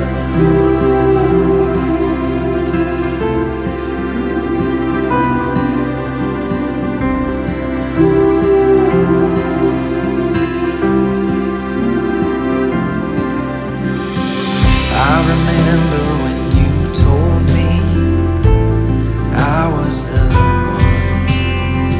Through the years as we picked up the pieces, our love stayed strong. Time moves slowly when I'm with you. Nothing better than this. We could be forever. Just never give up on this one life together. 'Cause you are my love, you are my first. We could be forever. Just never give up on this one life together. 'Cause you are my love, you are my first love.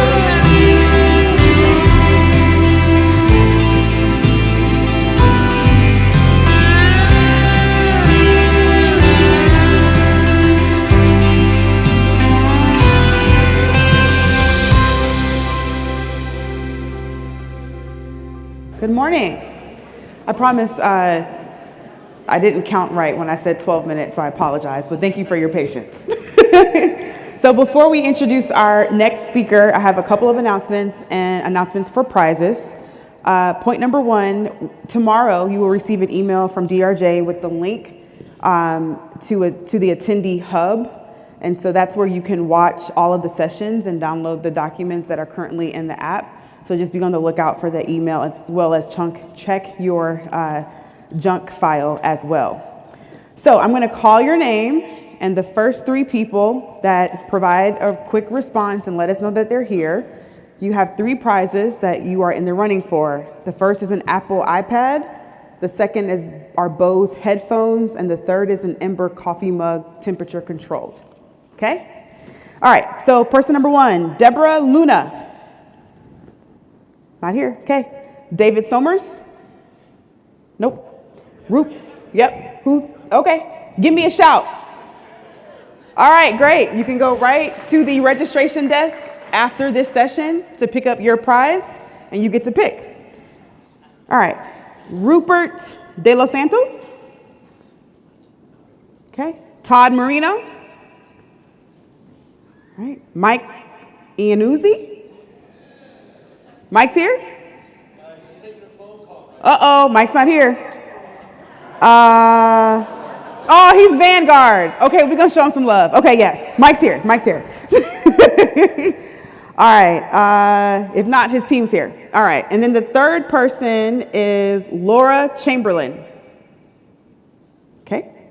Jason Thulis.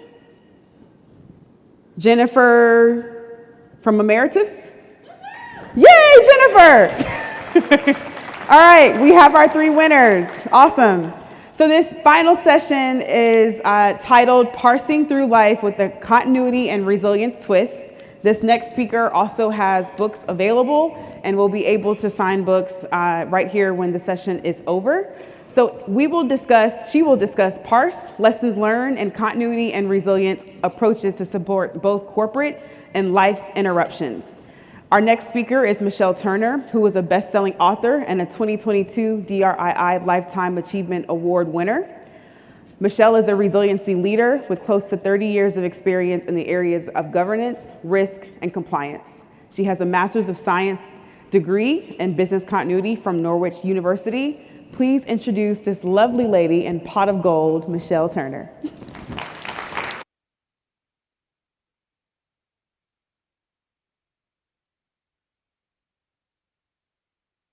You know what? I need some music when I walk up here. I'm just saying, okay? I don't know. All right, so I'll tell you. Time flies when you're talking about business continuity and resilience and all of that, so we're just going to get right into it. Right off the top, the agenda. Hopefully we'll bring that up here soon. Soon as in soon. Well, I'm going to tell you about the agenda. We're going to talk about, I'll give you some background on myself, who I am, what I've done. You've already provided that information. Thank you very much, Vanessa. And then we're going to talk about a brain teaser, so I'm going to give you that, and that's where there's a poll that's going to be involved. The poll is in your app, so go in the app, and we're going to go through that with that brain teaser. And then we're going to start to talk about PARSE, and I'll tell you more about what PARSE really is. But we're going to talk about preparing and assessing and remediating and sustaining it and examining. We're going to also make sure that we set the stage on what's continuity and what's resilience. And then we'll just talk about some key takeaways after that. And I have some information for you in the appendix. All throughout this deck, you have a variety of links. So you can sort of fact check me and go back and have some information for afterward. So with that, let me tell you a little bit about myself. As Vanessa said, about 30 plus years in the business continuity, resilience, disaster recovery industry. Yes, I am with Marriott. I am the Vice President of Business Continuity for Marriott, and that includes really 4 pillars of the stool: business continuity, risk mitigation as it relates to business continuity, and emergency response. So I have emergency response as the 3rd leg of the stool, and then the 4th leg is product management, and really managing all of that in a central area. Now, from an emergency response perspective, that has to do with all of the Marriott managed hotels in the world. So there's a few things going on there. So yes, I have a master's degree in the science of business continuity from Norwich University. Yay, Manny, thank you. He was in my cohort. Yep, instructor, bestseller, all of this other stuff. Love to travel. There's some pictures of myself and my family on our travels. But the bottom line here is priority. I'm a grandma. Okay, and so Damari is 7 and Isaiah is 3. So we're in the middle of going through their certification process, and so you will see them here at DRJ in a little while here. So all right, now let me explain. Before we go to the next slide, this brain teaser that we're about to get into, I'm gonna need for you to look at this, let's see, 1, 2, 3, 4, 5 lines. I need for you to tell me how many F's you see in those 5 lines as soon as we click over. I am going to be counting for 20 seconds while you go through and look. And you might say, well, Michelle, that's sort of annoying to have you in the background chirping. I know it is. And disasters and crises, they are disrespectful, they are annoying, and that's just life, and so that's what I'm gonna do. So for 20 seconds, I'm just gonna count out. And after those 20 seconds, that's when we're going to use the poll, and I'm gonna ask you how many F's you saw, okay? So we're about to flip on over to the brain teaser. So as we flip now,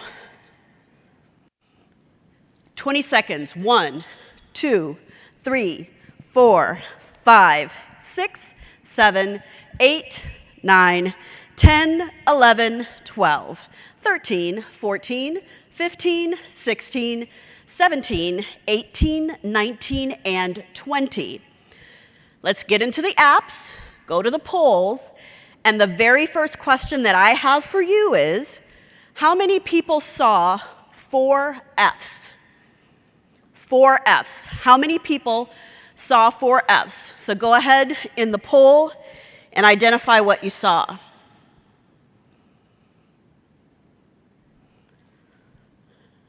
Ooh. How many people saw 4 Fs? Now, from a poll perspective, I think the poll is going to come up here and show us in a little bit how many people saw 4 Fs.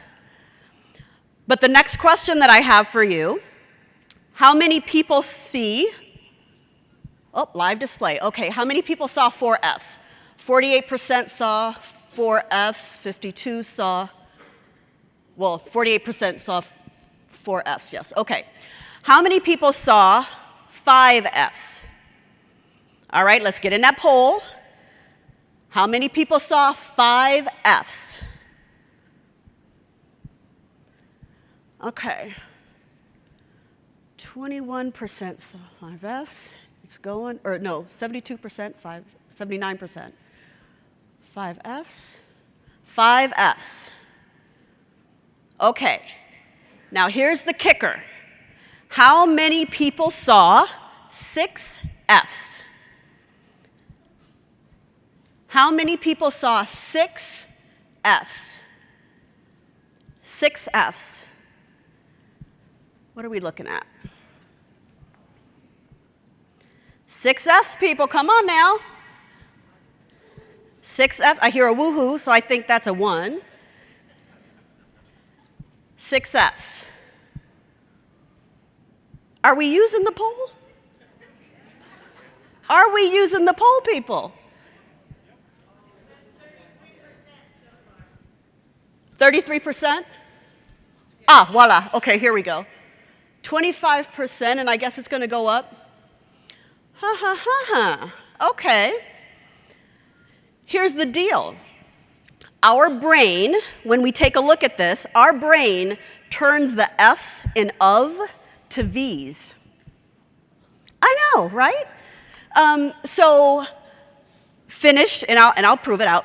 Finished files are the result of years of scientific study combined with the experience of years. Is that 6? Finished files are the result of years of scientific study combined with the years of experience of years. So 6. That is 6. All right, did you see it? Is anybody saying there are not 6? All right, very good. So here's the deal. Again, our brain turns the F's to V's, and so we don't see it. Now, I bring this up because as you're taking a look at resiliency and continuity, we need to work and collaborate with a variety of teams. If I'm from the disaster recovery area and I look at a laptop, I may say, you know what, is that thing backed up? Or if I'm from security, I may say, you know what, does that have BitLocker on it?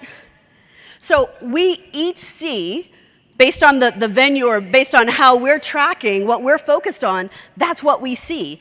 From a team perspective, relative to resilience and continuity, we need to bring the full crew together. I want to be able to have Manny there to say, you know what, Michelle, what about this? Have you considered this? Because I may not see it. I may be totally in my little zone here. Or Chad may say, you know what, Michelle, have you considered X? So this is the key. When you're doing business continuity, resilience, whatever, you don't have to do it alone. And you shouldn't do it alone. You should be focused on engaging with your key contacts, with the other partners in your areas to be able to gather all of that information and show the big picture. Okay? All right, so let's scoot on along. What is continuity? What is resilience? Just to set the stage. So continuity, I like this. I really like this definition. Uninterrupted connection, succession, or union. That's a beautiful thing. It sounds wonderful. Resilience, I really like this. Ability to recover from or adjust easily to misfortune or change. When I think of resilience, I think of bouncing forward. A lot of people think about bouncing back. I don't want to bounce back. I don't want to go back to where I was before. I want to move forward based on the learning and understanding. You can take a look at these industry terms and the links that I provided there. So let's talk a little bit about Parse. So when I developed, just as a heads up, these lights are hot. I'm just going to tell you right now. So I have my little thing, handy dandy napkin here, so just so you know. When I developed the framework and methodology, and it is trademarked, by the way, so Parse, prepare, assess, remediate, sustain, and examine. And in life, as well as in the organizations, we are constantly divvying out pieces of information, identifying and prioritizing and all of that. We've done this within the organization, but we do this within our life. And so I thought, wait a minute, I've been doing this for over 30 years. I've been, identifying strategies, doing workbacks, backups, all of that stuff. How have I managed that in my life? And I had to take a look back, and I did actually. I did use this methodology, Parse, throughout my life in addition to the organizations that I was with.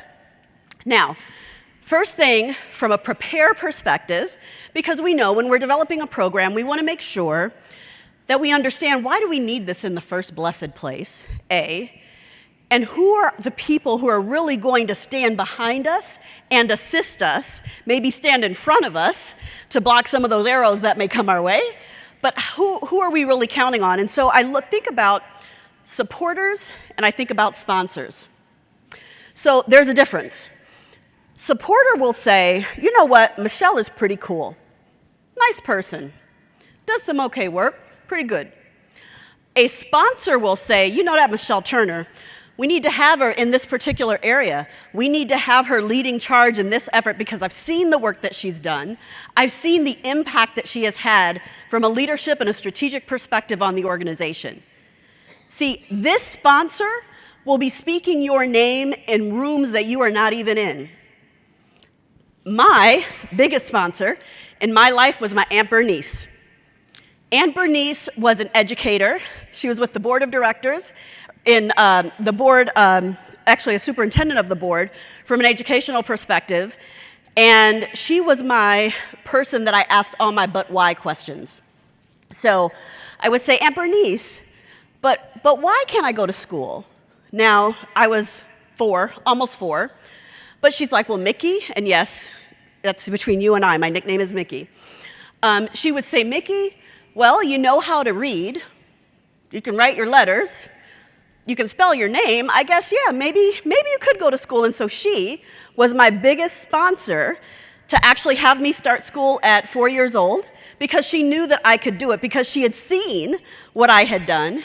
And she stood there and said, look, we need to let her in. This is a person who is an exception to the rule for these reasons. When it comes to organizations, have you put together your RACI? Do you understand who's who in the crew and what they need to do from a responsibility, accountability, from a consultative, and who needs to be informed? Do you have a governance structure in place relative to business continuity or resilience?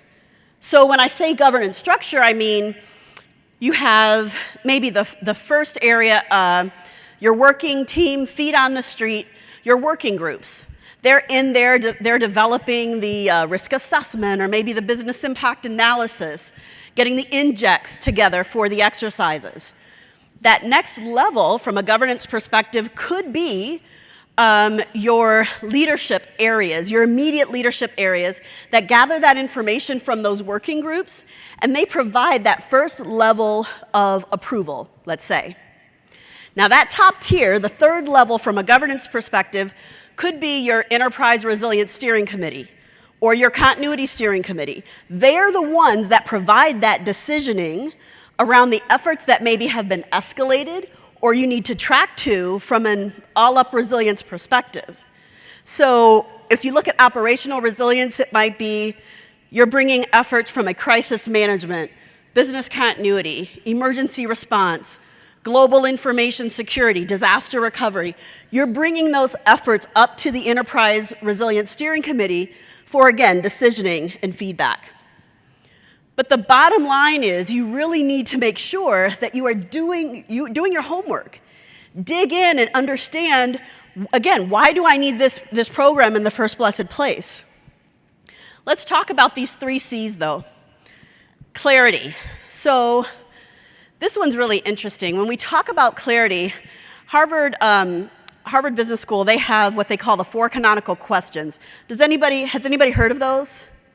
4 canonical questions? So they say the first thing you need to do is ask about the situation. What's the real situation? High level, what's the process? What's the impact? The second question that you need to ask is identify, so who is this involved? Who specifically, what groups are being impacted by this particular situation? The third question that you ask is around value. From a value statement perspective, how does what has occurred, how does that impact the organization and the value that the organizations are tracking to? Super, super important. And then lastly, the last question that's asked is, from an action perspective, what are you going to do about it? Now that you have all of this wonderful info, so what? What do you need to do about it? And specifically who are the people who are going to track to that particular action? When I talk about clarity, think back to when COVID first started. One of the terms that was used then and has been used since then, it was an unprecedented event. Let me tell you something. During that time, you would think that from a business continuity and a resilience, another perspective, we're thinking, hey, put us in the game. This is it. This is what we've been waiting for, right? A lot of our colleagues at that time were actually laid off during the start of COVID. And when I started seeing this going on, I'm like, what in the world? What's happening with this? I attribute it to that term, unprecedented event. Because when that came up, leadership said, oh, wait a minute, unprecedented? Meaning we've never seen this before ever? Well, shoot, what we have in place, they're not going to be able to help us. This is unprecedented. And on the other side, when we were there, we were saying, wait a minute, we know stuff. We've seen the bird flu. We've seen other stuff like that. We've got somewhere to start. We don't have to start from ground one. We can start a little bit further than that. So I think there was actually a disparity between those two areas. So we were thinking we've got these go-to approaches, but were we really considering the novel pieces within this? Did we understand what those variances were? What was the difference? How can we go in there and say, look, we understand this is an unprecedented event. Here are some of the ways that we can probably just use this as a springboard. We don't have to start all the way at the beginning. Where have we seen this before? We can tell you that. But we have to acknowledge that there's some understanding, some timing, some different variances based on what happened, and we have to really own up to that. Now, let's talk about communication. This one, has anyone ever heard of Admiral James Stockdale? I heard a yes. Okay.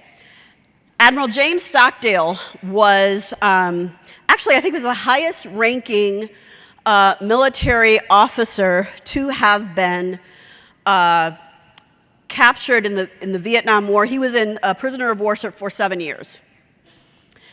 And there were people who asked him, hey, tell us something inspirational about what you thought through. How did you make it? That type of thing. And he says, you must never confuse faith that you will prevail in the end, which you can't afford to lose, with the discipline to confront the most brutal facts of your current reality, whatever they may be.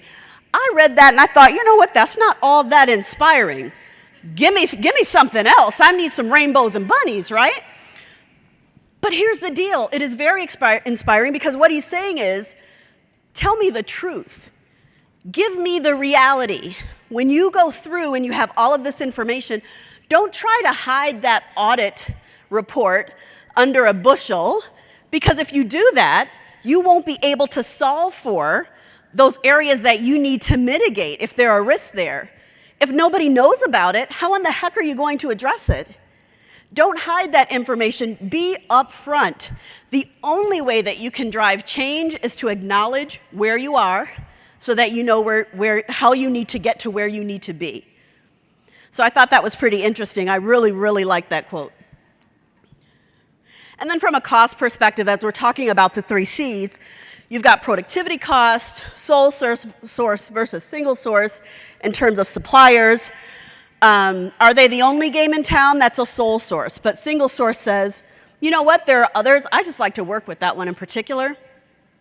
And here's the kicker on this one. Think about the cost of additional controls.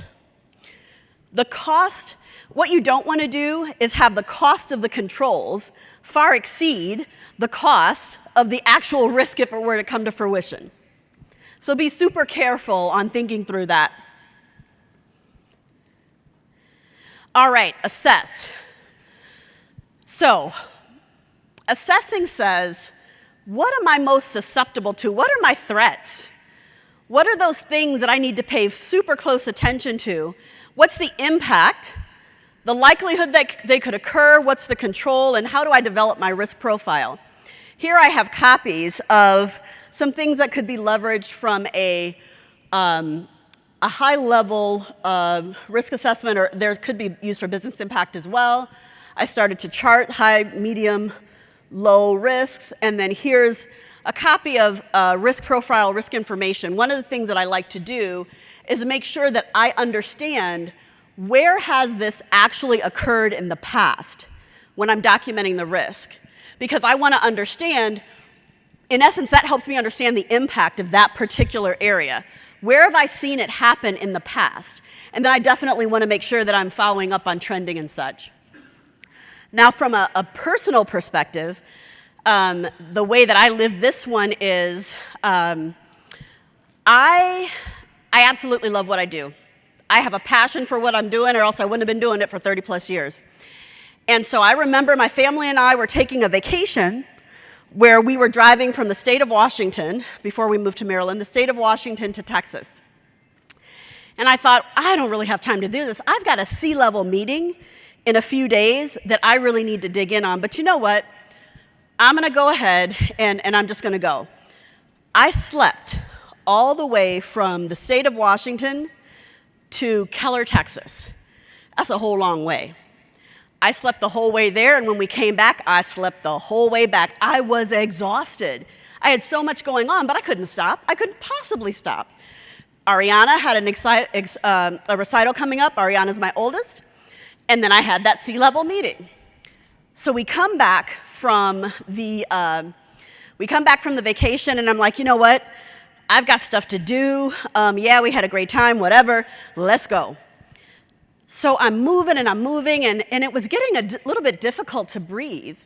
I was sort of what I call it chain breathing a little bit, where you,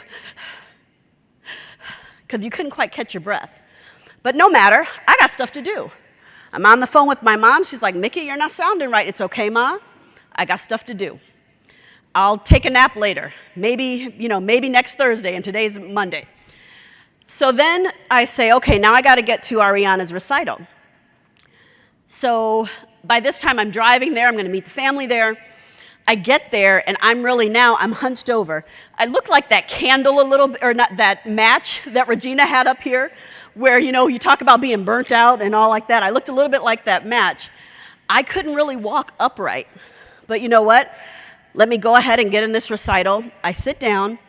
I reach over to my husband. I say, look, I can't breathe. Oh my gosh, what do you mean you can't breathe? He's not good in emergencies. No, calm down. Okay, look, we are going to be civilized, okay?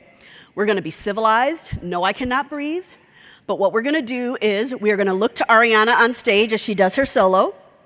We are going to make the nod, have her scoot over to the exit, and then we are going to exit in a nice fashion, okay? We're going to be civilized about all this. So that's exactly what we do. We get out to the car. He's like, all right, get in my car. No. I drove here. I'm going to drive myself back. Yeah, just really stubborn by this point. Can barely breathe, but doggone it, I'm driving home. I get home. Now, I'm all the way down. Trying to get out of the car was just crazy. I said, you know what? I need to go to the hospital. And I could barely get that out. And he says, oh my gosh, should I make a sandwich? No, Oscar, don't make the sandwich. Let's go, all right? I might not be here in 10 minutes. Let's go. We get to the hospital. He has to help me in. I can't speak. He has to give the doctor all the information. The doctor sees that I'm really starting to go out. Give her morphine. That's one thing I said, no morphine. I do not want to see pink elephants because in my mind, morphine is going to take me out of control. I don't want to see pink elephants. I have a meeting tomorrow. I have a meeting with the sea level. Doesn't anybody understand? He says finally, yeah, I heard that. I wasn't even thinking. He says finally, Ms. Turner, I don't know why you're still here, alive that is, but do you mind if I finish saving your life? I thought to myself, how rude. How rude, how rude. And as soon as I see one of you instead of three, I am writing a letter. I'm writing a letter to somebody to tell them something. Here's the deal. I had a pulmonary embolism. And not just an ordinary pulmonary embolism. My pulmonary embolism, it had traveled from my legs off of that road trip. Still haven't forgiven my sister-in-law for that, but that's a whole different to-do. Traveled from my legs to my lungs and covered my lungs. Now, usually that's when you're gone. But the only place they had left to go was my brain. But here I am saying, no, I've got this meeting, gotta go. Did I do my risk assessment? Did I understand the threats that I had with respect to not taking a break at all, not focusing on myself or my family? Did I understand what impact that could have? Impact of death? Did I understand the likelihood that this type of thing could happen if I don't take care of myself? What controls was I putting in place? Rest, a break. How was I building my risk profile? I spent 7 days in the hospital. I celebrated my son's birthday in the hospital. You know what? Here's the thing. Slow down in order to speed up. Because now what did that 7 days cost me? If I was so blessed worried about the work, that 7 days cost me some time. Now I'm even more worried when I get out of the hospital. Take some time to slow down so that you can speed up. We can do everything or anything, but we can't do it all at one time. And how was I leaning on my team to be able to support me with that C-level presentation that I had? Now, also from an assess perspective, I like these SWOT analyses. Take a look at your strengths, take a look at your weaknesses, your opportunities, and what are the threats that are supporting that. When you look at this, take a look at it from a people, process, and a technology perspective. So again, let's think about COVID. When you look at people, well, maybe one of your strengths was actually on onboarding people. Maybe you were an organization that worked with security and worked with HR to say, you know what, as we onboard new employees, if they are in Hyderabad, India, we are not going to be able to send the laptops there that we would normally send. So maybe they will be able to use their own devices, but what types of things do we need to put in place for controls to be able to manage to that? Maybe when they start, you get to access a certain group of applications, and that's what you get to manage for now. And so maybe your job description might be changed just ever so slightly, but how are you managing that? How are you thinking about processes? Technology from an availability perspective, how are you thinking about that? Let's talk about remediate a little bit. Remediate is the R in parse, and that's talking about looking at your different strategies. So now that you know your risks and you understand sort of what the high-level controls need to be, what are the strategies that you're going to put in place? Local, remote, long-term, short-term, third-party risk management, that's a biggie, right? Do your vendors even understand what critical processes or critical services that they support for you. Have that conversation. That actually goes back to communicate, which you talked about a little bit earlier. But from a consideration perspective, what are the critical functions? What are the dependencies? What are the dependent locations? Has there been training across those areas that you're going to leverage in terms of an alternate site? Really, what's your strategy? From a personal perspective, the way that I address this, I worked for a major organization. My father, on one of the days I was going in, my father called me. My father has frontal temporal lobe dementia. But I'm going to tell you, Daddy is on top of it, okay? He remembers stuff I don't even remember.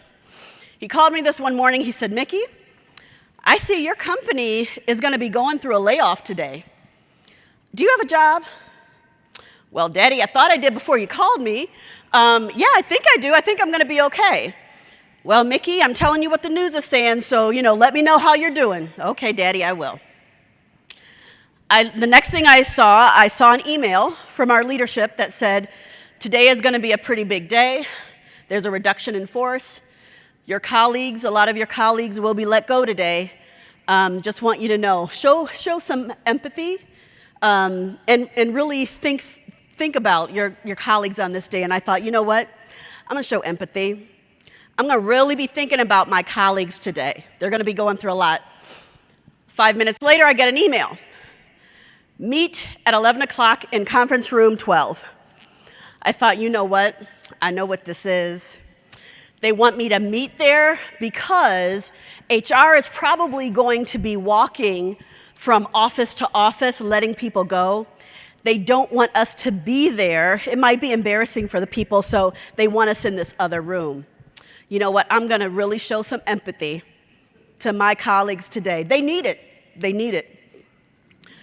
I get to the office, a person who had been there 25 years. I walk in and he's crying.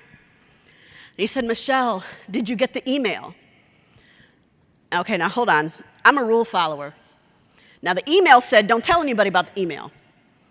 I may have. If you got the email, Michelle, look, we're about to be laid off. And I thought, oh, you know what? I don't know what email you got, but that's not the email I got, if I got one at all. He said, Michelle, look, I'm telling you we're about to be laid off. I said, look, I got too much to do. I have a meeting coming up. He's like, look, 11 o'clock, you're going to a room, right, a conference room? Potentially, maybe, allegedly I am. Well, when you go, let's go together. Fine, whatever. I got stuff to do. I have a meeting right after this 11 o'clock, so I got to get my stuff together. So we go. I walk with him to the room. I walk in the room, and I hear, oh no, Michelle, not you. And I thought, oh my goodness, she's in the wrong room. She is supposed to be in her office. How did she get this email? You know what? I'm just going to really be thinking some empathy. I'm thinking empathy because I know it's going to hit her hard. So I walk in there and I said, okay, we're going to sit in the front because I have my notepad and I need to take some notes. I really want to make sure whatever the company is saying that we need to do to be able to show empathy, I want to make sure I do all of them. He said, Michelle, look, I don't know why this hasn't gotten through to you.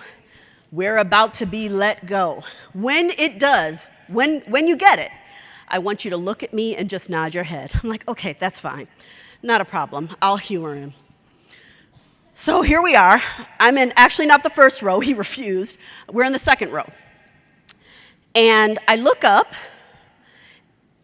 and the minute I sit down, our senior corporate vice president comes in, and he says, this is a tough day. Everyone in this room has been impacted by the reduction in force.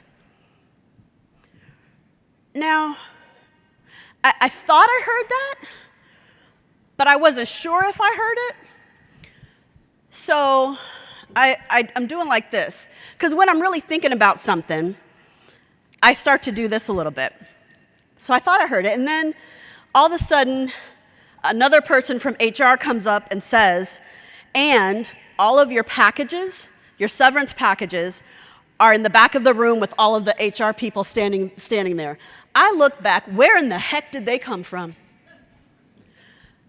That's them. They have boxes. So then now I'm like this, but then when I'm really pondering something, I rock. So now I'm sitting like this. And then they say, and today can be your last day. We'll provide you with a garbage bag to put your stuff in. Okay. Now I'm like this, and one lonely tear is going down the side of my face. Because when I get really, really upset, I can only cry out of one eye for whatever reason. So now I'm like this, one lonely tear. I'm thinking security's about to come get me. But I looked over at my friend, and I shook my head. I got it. Here's the thing. I'm immediately saying, what did I do? What did I do wrong? I was a high potential. I was in the top whatever. What did I do wrong? I'm thinking, what am I going to do next? Here's the thing. The same insight, skill set, knowledge that I had 5 minutes before I got that information, I still have it. What was my strategy? What are the types of things that I put in place for workarounds in the event that something like this were to happen? My daughter, after I was just totally bummed out. My husband took me, I think, to Fridays to drown my sorrows in some pretzel bites and brownie. I get home, and I'm just all down in the dumps, and Ariana, my oldest, she said, Mommy, you talk about how you like to really address hard things, right? Big challenges. I'm like, yeah. She's like, you talk to us about how we can really learn things from that. What's the learning, right, Mommy? I'm thinking, you know what? She's about to set me up with something. I don't know what it is. I say, yeah. She's like, wow, you must be super excited. Losing this job gives you the opportunity to do some other stuff. Really, really learn from this, right, Mommy? I'm like, okay, you know what? You're on punishment, first off. Okay, this whole wisdom wise thing. But she was absolutely right. What would I get to do? What could I do? It's not like I wouldn't get another job. I know this stuff. But what do I want to do now? And how do I want to do it? So at that time, I actually did start a consulting business. I did some teaching. I'm an instructor for DRI. And I actually went back to that company for another 2 to 3 years. They actually called me back for another position. And when I left when I felt it was time to leave, moving on to another great opportunity that I had. What's your strategy? When you talk about sustaining is really saying, wow, we've got the risk assessment done, we have plans in place, now do they blessed work? So how are you making sure that you're prioritizing those things that you need to drive right off the top? Now, how do you build that roadmap, really, from a testing or an exercising perspective? What do you want to do year 1, year 2, and year 3? And Anne called it, you don't want to make it, you want to make sure that they're learning something from it. You don't want it to be too easy, but you also have to be careful. You don't want it to be so challenging right out of the gate, year 1, that it's demotivating, because that can happen. I had a company that I was with where they were really looking to build their business continuity program, their resilience program. We did a lot that first go-round, and he got so excited. It was year 1, and he says, okay, let's do a lights-out exercise. And I thought, oh my goodness, he's way too excited about this, not year 1. Year 1, if we do that, that will demotivate people because they haven't built that muscle enough to be able to understand what needs to be done and why it needs to be done and things of that nature. So I tell you what, let me give you this roadmap. We'll get there, but it won't be year 1. We need to make sure that we continuously grow this.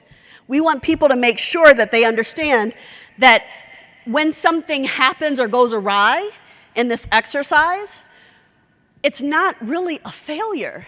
Yeah, we might not have done that right, but guess what? I'm still doing the happy dance because we found it out during this safe environment rather than finding it out in an actual disaster. So let's help them get to that point. Making sure that after the exercise we do that debrief with everyone that was in the room. We leverage that information and other to create that after action report. I'm super big on making sure that we have clear objectives as we go in. I need to understand, what's our objective? Are we focused on enhanced communication? Is there a challenge from a notification perspective? What is it really? Personally, in the sustain area, I bring my father back into the mix. Again, frontal temporal lobe dementia. Along with COVID, the mantra, we're all in this together. When you have dementia, it doesn't feel like that. It does not feel like we're all in this together. For him, he needs additional structure. He needs to know that what happened yesterday is going to happen today and the day before, and we didn't have that during COVID. So there is a need to really provide that additional collaboration and show that sense of connection. My daddy, he is a Mennonite minister. And my daddy is used to going to church every single Sunday. He doesn't care if the mayor, the governor, the president of the United States says that you can't get out there and go to church. Doggone it, he's going to church. So I had to figure out a way to make sure that I supported him and what he was doing, and still not have him out there roaming the streets by himself. And so, bought a laptop, taught my daddy Zoom. He's Zooming all over the place now. I'm telling you, and that's a whole nother issue altogether. But now he's doing his Sunday Zooms and his Wednesday Bible study Zooms. So just making sure that he can still have that sense of connection and collaboration with people. Celebration, when it comes to exercise and tests, you've got to be able to celebrate those wins. For Daddy, we couldn't, have a birthday party and all be right there with him in the same room. But what we could do, and I have some pictures of this, Daddy was on the inside of the facility. Mom, the kids, myself, my husband, we were out there with our party hats on, looking crazy in the front, the front lawn. But doggone it, we were celebrating right there with them. And continuity. How do we make sure that even in those uncertain times, there's still that sense of continuity? How can we ensure that he continues to go to church, Zooming? We continue to celebrate those birthdays. How do we really look at that? So that's sustained from a personal perspective. Here's a slide. I know it's an eye chart, but I'll tell you. What I've done, I've taken Parse, and I've identified across NIST, risk management, disaster recovery. Here are the areas that we identify as key in terms of our framework. Here's how we all align. Here's how we all can show connection across these pieces. And so when I'm talking about preparing, maybe a NIST person will look at it and talk through identify.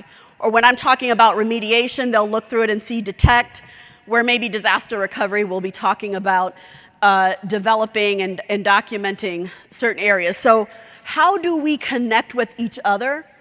This gives us an opportunity to work better together and not create the wheel when we don't have to. If there's information that my security team is already putting together that perhaps I can leverage, I'm going to go to them and have a conversation and ask if this is something that we can share. So again, creating that sense of connection, creating that sense of community. One of the quotes that I love when it comes to sustain is, if you want to go fast, go alone. But if you want to go far, bring others along with you. Bring the security crew, the risk crew, crisis communications crew. Bring everybody with you. Allow those people to see, as we did the brain teaser, some of the F's that you couldn't see. Show the big picture. Examine. So resilience, continuity, all of that, it's not a project. Please, and I know we all probably know that. It's not a project. Projects have beginning and ends. Now, there are certain things within the effort that might be projects. Maybe you're doing risk assessment or business impact analysis within the business continuity area. But business continuity itself is not a project, it's a program. I call it the gift that keeps on giving. Continuous process improvement you can get from this. How are we tracking the improvement?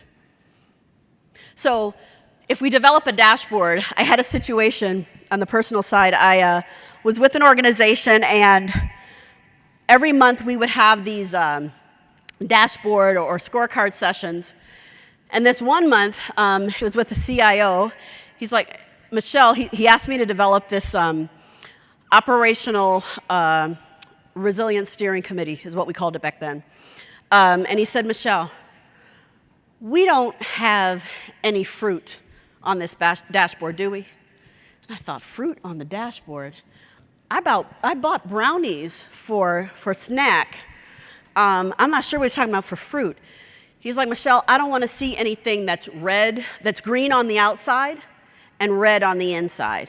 I don't want any type of fruit like that. What he meant was, don't show me all the rainbows and bunnies, knowing good and doggone well there's some alligators, Tasmanian devils, and other things underneath it. Tell me what the real deal is. For me, whenever my team comes and I see the dashboard and I see green too many months in a row, I'm starting to ask questions. Are we measuring the right things? Why am I not even hearing about any potential challenges that you've had? And I love when things go well, but everything's not all good all the time. And so I want to know about that now, when I can potentially do something about it, then know about it after the fact when everything's red and flaming, and now what the heck, right? So you want to make sure that you communicate that appropriately. You want to make sure, again, that you have the right metrics and information there, not just the metrics that say, I've got 20 BIAs that I need to do and I've got 5 completed.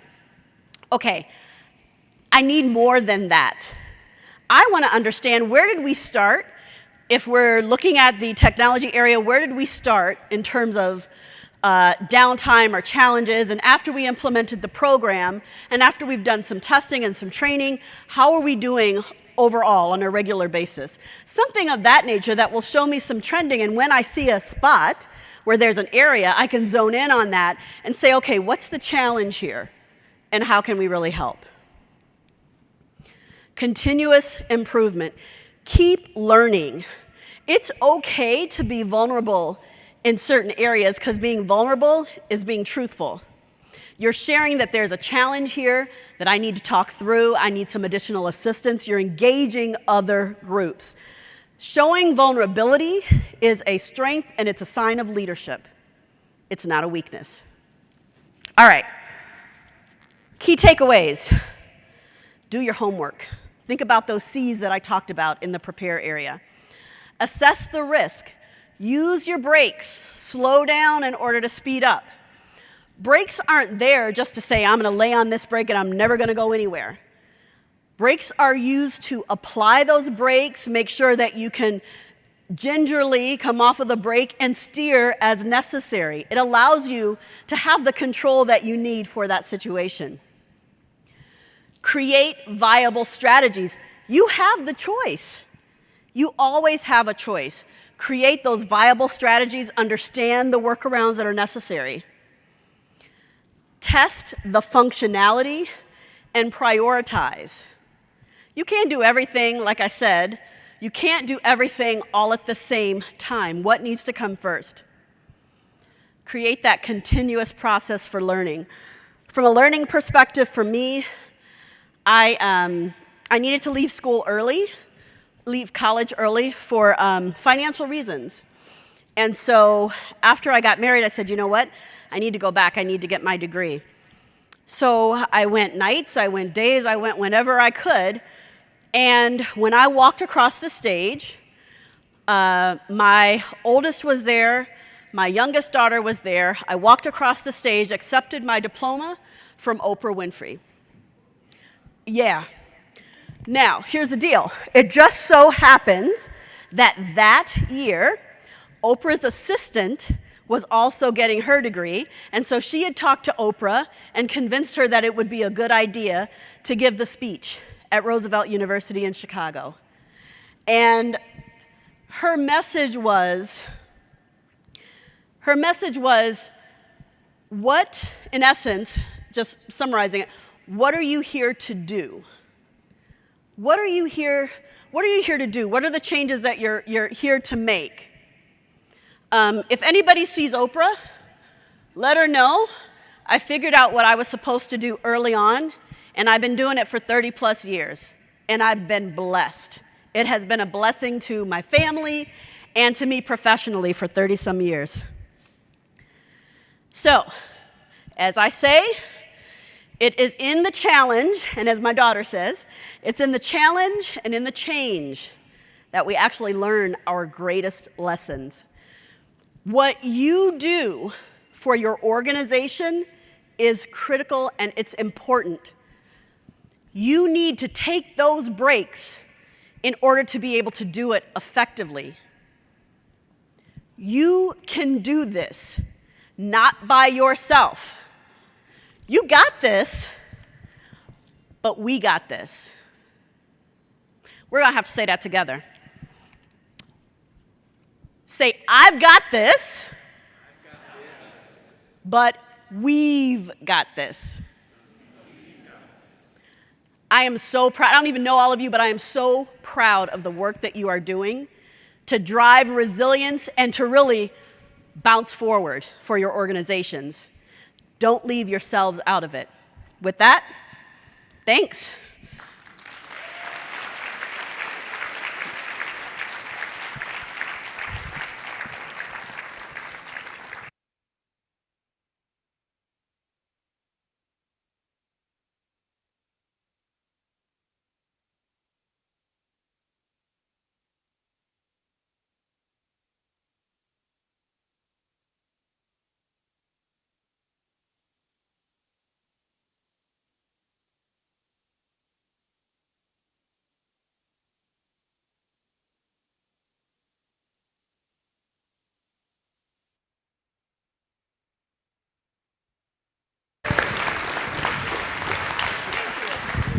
Oh, okay, awesome. She has concluded our final keynote session for the conference, so thank you all so much for being at this year's conference, the 69th conference.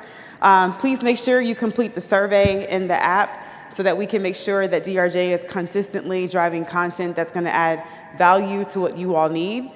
There are boxed lunches in the Grand Canyon Ballroom, so please feel free to stop by and get your boxed lunches. And spring is already open, so please go ahead and register, apply to be a speaker if the deadline has not passed already. And we look forward to seeing you guys in Orlando, Florida. See you soon.